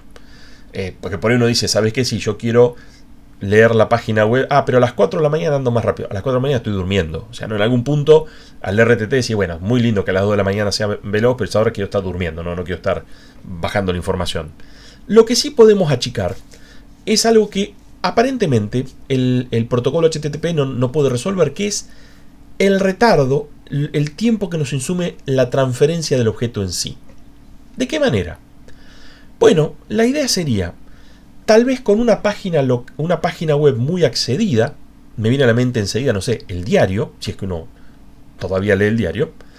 El diario podría ser una página muy accedida, o tal vez Google. Entonces Google, cuando lo accedes a la mañana, vieron que tiene arriba donde dice Google, tiene como el dibujito de la cosa a la que le rinde tributo. Creo que ayer era Gutenberg, el día anterior, bueno, no, cada día va cambiando. Pero durante todo el día es, que cuando es el onomástico, ¿no? Ayer era, no sé, el nacimiento, la muerte de Gutenberg. Ayer no me acuerdo, anteayer no me acuerdo. En la última vez que le presté atención. Todos los días van poniendo una cosa diferente. Y ese dibujito durante todo el día no cambia. Entonces lo que se podría hacer, ¿por qué no?, es que el cliente tenga una copia local de ese objeto, recibida la primera vez que entraste a Google. Y si uno usa Google varias veces en el día, bueno, el costo lo pagás la primera vez y las restantes veces usás el caché local. Es la misma idea que teníamos de la memoria caché en la jerarquía de memoria, pero en este caso aplicado al protocolo HTTP. Como siempre, estas cuestiones, creo, se entienden mejor con un gráfico, con una imagen. Y acá tenemos de nuevo nuestro cliente, nuestro servidor. Y lo que tenemos es dos propuestas. Una con el caché actualizado, el caché local actualizado. Y una, digamos, vamos a ver la interacción cuando la copia que está en el caché está vigente. Y una cuando la copia que está en el caché no está vigente. Esto es muy sencillito, es una idea maravillosa. Y hoy en día, de hecho, los navegadores no solo tienen caché en el disco rígido, sino también tienen caché en memoria. Un poco por eso, no sé si alguna vez prestaron atención, uno abre un navegador y 3-4 páginas web, o las 30-40 pestañas que uno tiene normalmente abierta, y verificás la memoria y decís, ¿dónde están los 16 GB de RAM? Que no me queda ninguno. Se fueron todos en las pestañas del navegador. ¿Cómo puede ser? ¿Tan pesado es el navegador? No, el navegador no es pesado, lo que pasa es que cualquier giga que esté ocioso, o te lo agarra el sistema operativo para hacer caché del disco rígido en su sistema de archivos, o te lo agarra el navegador para hacer justamente caché HTTP para hacer más ágil la interacción. La verdad que los dos son interesantes, si bien el acceso a internet suele tener retardos superiores a lo que tenés en el acceso al disco rígido, pero bueno, nada, que el sistema operativo se arregle de ver cuánto usa él, cuánto usa el navegador. Lo que sí es cierto es que cuanta más memoria RAM tengas, mejor te va a andar la computadora. Y a veces hay que aprovechar, ahora el dólar está un poco disparado, pero a veces hay que aprovechar cuando baja el precio del dólar, bueno, la memoria suele bajar en general. Siempre está bueno tener la compu con la mayor cantidad de memoria posible. Es lo mismo con el disco rígido, siempre está bueno tener la mayor cantidad posible de disco rígido. Demasiado angurriento en estas cuestiones del hardware. ¿Cómo sería la interacción si el caché local está actualizado? Muy simple. Tenemos un cierto documento que tiene una cierta fecha, que es la fecha en la cual ese documento fue recuperado. Y cuando hacemos el requerimiento, preguntamos, le avisamos al servidor que tengo yo ese objeto con esa fecha. Entonces uno le dice, el campo es de nuevo, muy conversacional. Es if modified since. Vos le estás diciendo, solicitud convencional, ustedes saben, es el método get. Vos le decís, dame el index HTML, pero le decís en el encabezamiento si fue modificado desde. ¿Desde cuándo? Desde la fecha de la última vez que lo recibiste. Desde la última vez que hiciste la transferencia. Entonces el servidor va a saber, porque mira la fecha de su archivo index.html o del objeto que le estás pidiendo, y te va a decir, va a saber decirte si está actualizada tu copia o no. En este caso, asumimos que el caché está actualizado, es decir, que no se modificó. El servidor te va a contestar no con un 200 OK, sino con un 304. Y el 304, si se acuerdan, era una respuesta, vos no hiciste nada mal, pero tampoco te estoy resolviendo lo que me pediste. Está perfecto ese que empieza con un 3, porque se trata de un requerimiento que no hace falta contestar, porque tu copia del index HTML está actualizada. ¿Qué haría el cliente a continuación de recibir el 304? Finaliza la conexión, no sigue consultándole cosas al servidor y toma el index HTML del disco rígido local. Obviamente a una mayor velocidad que estar trayéndolo desde la otra punta de la red. No sé si cuando ustedes cursaron Orga me escucharon decir la famosa regla que no podés ir lejos y rápido a la vez. Bueno, en este caso el caché local está cerca, entonces sí puedo ir cerca y rápido. No puedo ir hasta la otra punta del planeta y rápido, pero cerca y rápido sí se puede. O cerca y más rápido sí se puede. Ahora, ¿cuál es la alternativa? Si la solicitud convencional con el caché, ahora asumimos desactualizado, le hago la solicitud convencional, le digo el if modified since y el servidor se fija y dice, no, este que tenés vos no está bien, cambió. Entonces, ¿qué hace? No te contesta el 304, te contesta el 200 OK. Y ustedes saben, el 200 OK en el cuerpo del mensaje te lleva el documento solicitado. Y obviamente pasan dos cosas. Actualizás tu caché local y también lo visualizás en pantalla. O sea, si está actualizado o no, lo visualizás igual. Lo que pasa es que si está actualizado, lo visualizás antes, ¿no? Lo tenés, como está cerca, lo tenés antes. Esta idea funciona muy bien para si en mi computadora accedo de nuevo a la misma página. Pero el ejemplo del diario, a veces el diario lo mira la gente, no sé, para ver el pronóstico. No entiendo por qué no mirás el pronóstico en el celu, pero bueno, ponele que lo mirás para ver el pronóstico o para ver las noticias. Bueno, hoy en día por ahí una página que se accede mucho, lamentablemente, es la del panel COVID de la municipalidad. No sé si la vieron. Es una iniciativa de gobierno electrónico abierto extraordinaria de la municipalidad. Me saco el sombrero. Es una exquisitez la tonelada de información que te tiran por la cabeza, todo relacionado, ¿no?, a la ocupación de las camas, los enfermos, los recuperados, bueno, los fallecidos, toda la información que siempre uno ve en la televisión de COVID. Y esa es una página muy accedida, una página que los que saben de su existencia la consultan. Entonces podría pasar que con esta técnica del caché local se acelera solo mis accesos subsecuentes. Pero normalmente, si viste que son 200 los contagiados, ya no lo volvés a ver a la tarde. A menos que te hayas olvidado, qué sé yo. Pero es como que lo haces una sola vez por día. Ahora, es una página peculiar porque seguro que, como me pasa a mí, a otros docentes, a otros alumnos, le puede pasar de querer acceder a esa página. Entonces, y la página como que durante el día no cambia recién al día siguiente. Así que es una página candidata a, ¿qué tal si podemos hacer algo parecido a este caché local, pero que no sea local?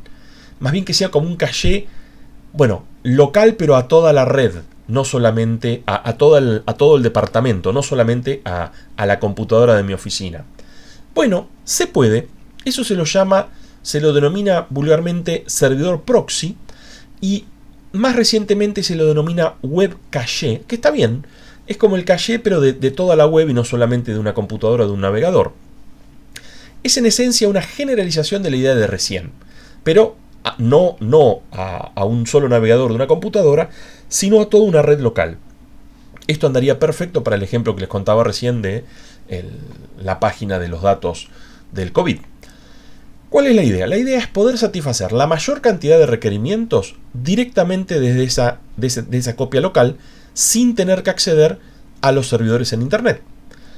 El navegador se va a configurar, al menos en este primer acercamiento, después funciona también inclusive lo que se llama el proxy transparente, pero en esta primera idea que estamos tratando de entender, siempre empezamos como por las versiones preliminares del concepto.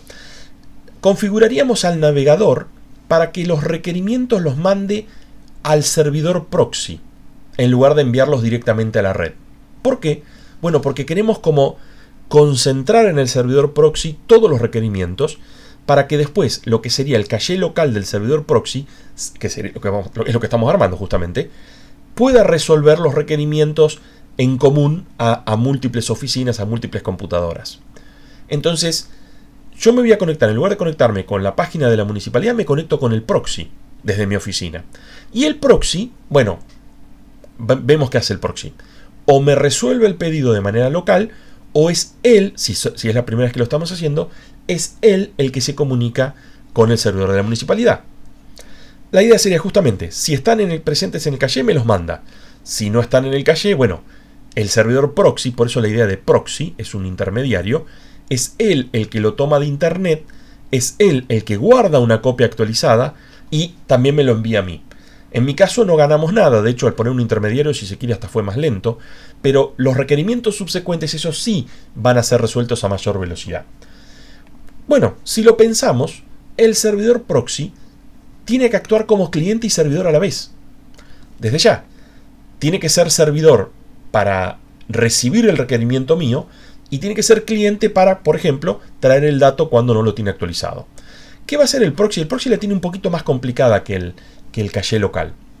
Va a estar mirando el if modified since y en base a eso debería consultar al servidor si se actualizó o no. Pero como dice ahí en rojo, no tiene sentido.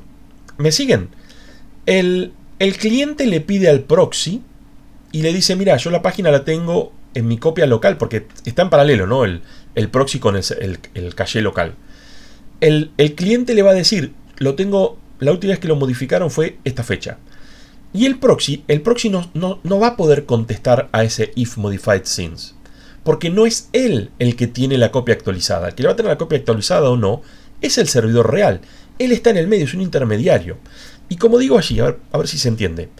El servidor debería consultar al servidor, pero que lo haga no tiene sentido, porque justamente tenemos al servidor ahí en el medio para ahorrar tiempo.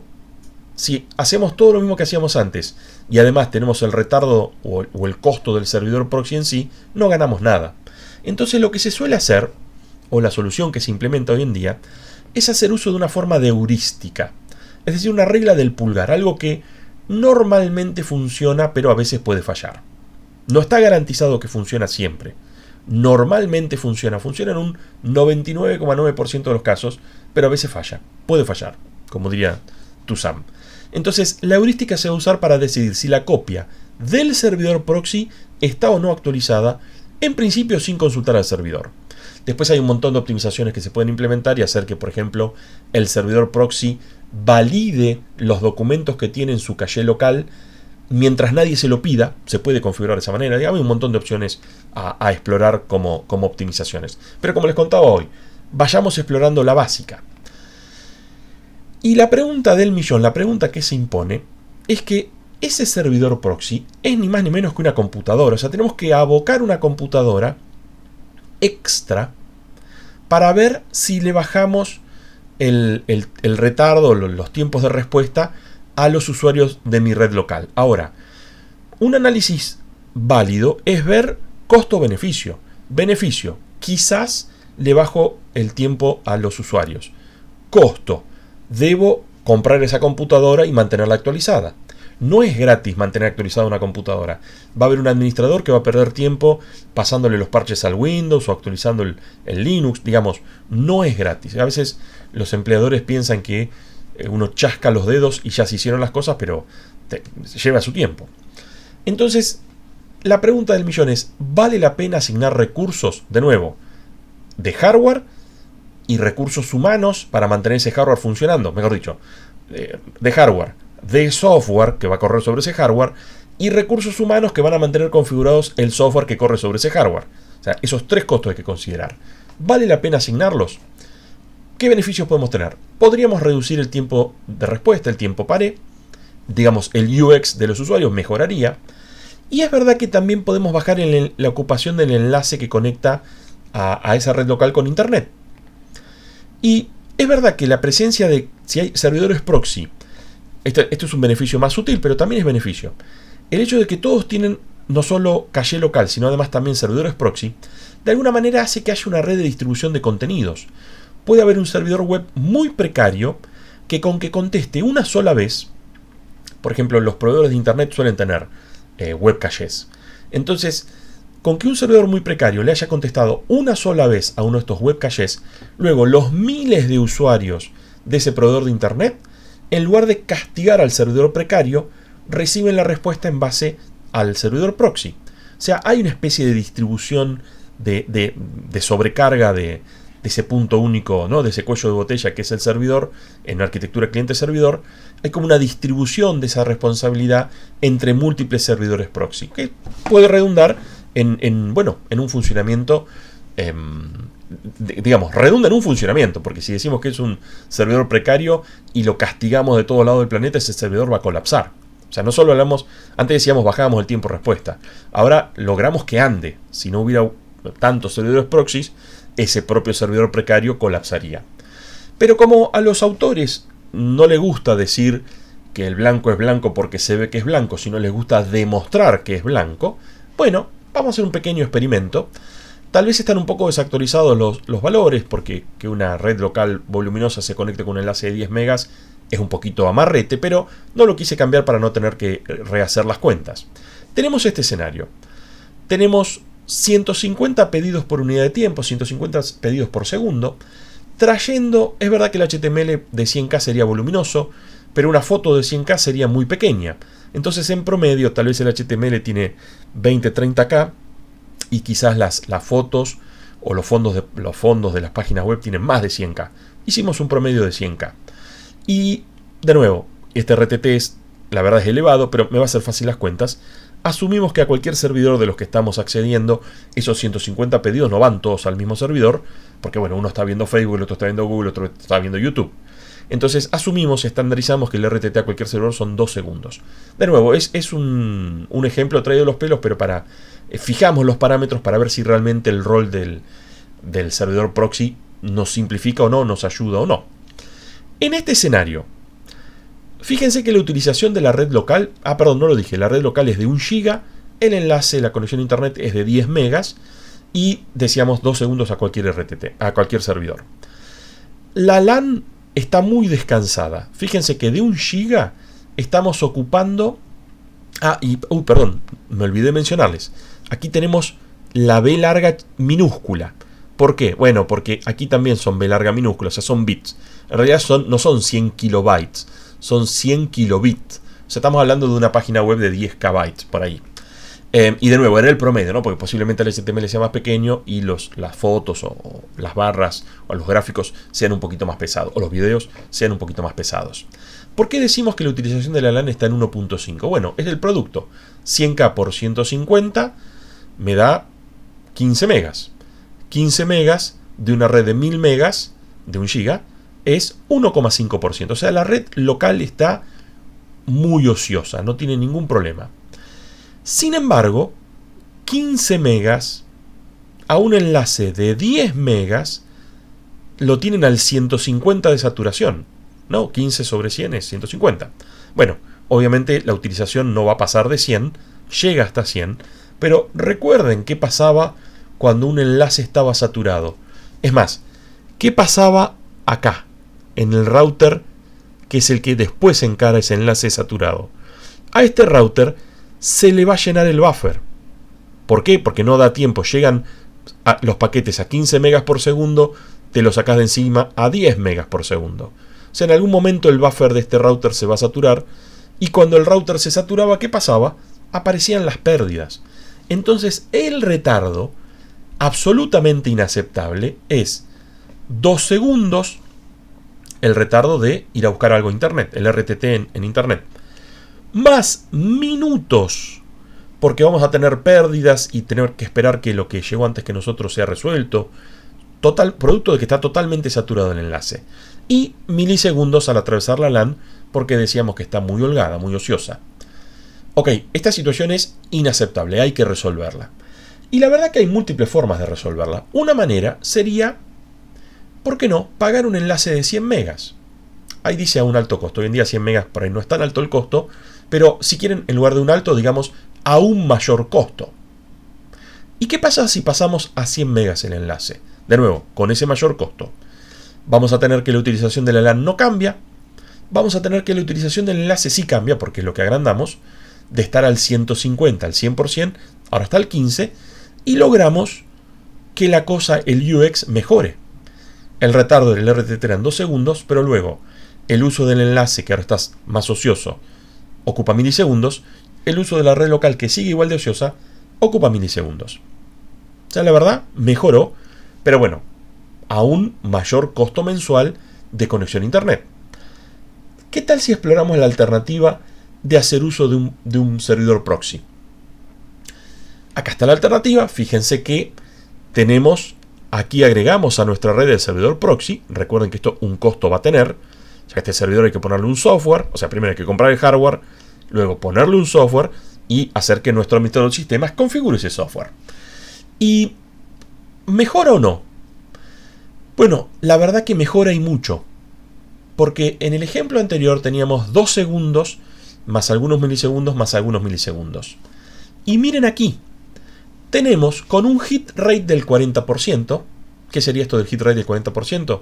Que de las páginas que vos pedís asumimos que el 40% está en el servidor local y que el otro 60% lo tengo que ir a buscar a internet. Si hacemos las cuentas con esos parámetros, este 40% del hit rate obviamente va a depender de los patrones de uso. Si se acuerdan de Arqui, cuanto más localidad de la referencia haya, mejor va a andar el proxy. Cuanto haya más páginas en común que todos consumimos, mejor va a andar el proxy.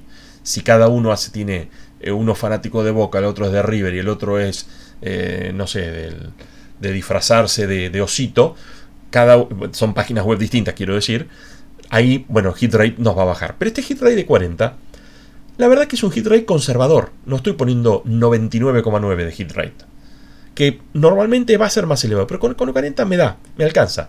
¿Y por qué es mucho? Fíjense, no es menor a 2 segundos, es 2 signos menor uno tras otro, o sea, es mucho menor, ¿sí? Esto es un símbolo matemático, cuando pones 2 menores pegaditos es mucho menor, no solamente menor. ¿Por qué digo que es mucho menor a 2 segundos?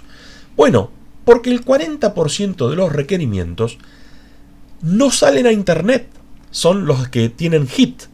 O sea, el requerimiento lo recibe el proxy y lo resuelve el proxy. Y te da el documento que está local en el almacenamiento del servidor. O sea, el 40% pesa milisegundos. Ciertamente el restante 60%, fíjense que no llegamos a saturar el enlace de 10 megas. No usamos el enlace de 100, ¿no? Esa era la otra alternativa. Si querés usar el enlace de 100 y además poner el proxy, bueno, el mejor de los dos mundos, pero al costo del proxy le tenemos que sumar el costo de incrementar el ancho de banda. Acá mantuvimos el ancho de banda modesto de 10 megas y el 60% se va a resolver usando ese enlace de 10 megas. Eran 15 megas, bueno, el 60% de 15 megas nos da esa saturación del 90% del enlace que nos conecta a internet. Por ende, no se llega a saturar el buffer del router, por ende no se producen las pérdidas y se termina resolviendo como en el caso de la conexión a internet de 100 megas. Los 2 segundos del RTT, más algunos milisegundos para la red local, más algunos milisegundos para la conexión a internet. Y el promedio de ambos, si hacemos la experiencia del usuario sobre el 100% de los requerimientos, termina dando en promedio mucho menos de 2 segundos. No me acuerdo, creo que no hice la cuenta, pero da por abajo de los 2 segundos. O sea, alcanzamos un desempeño superior a los dos escenarios anteriores. Al escenario sin nada, obviamente que ese era un infierno, era minutos el retardo, pero inclusive estamos teniendo un desempeño mejor que hasta teniendo una conexión a internet más veloz. La verdad que anda muy bien esto del web caché, del servidor proxy, y bueno, es una manera de mejorar la experiencia de los usuarios. No siempre hay que poner un caño más veloz, a veces hay que ejercitar un poco el músculo gris, ¿no? La materia gris del cerebro. Ok, con esto cerramos lo que íbamos a estar analizando del protocolo HTTP. Dejamos acá y vamos a retomar en la próxima parte con otro protocolo más de la capa de aplicaciones.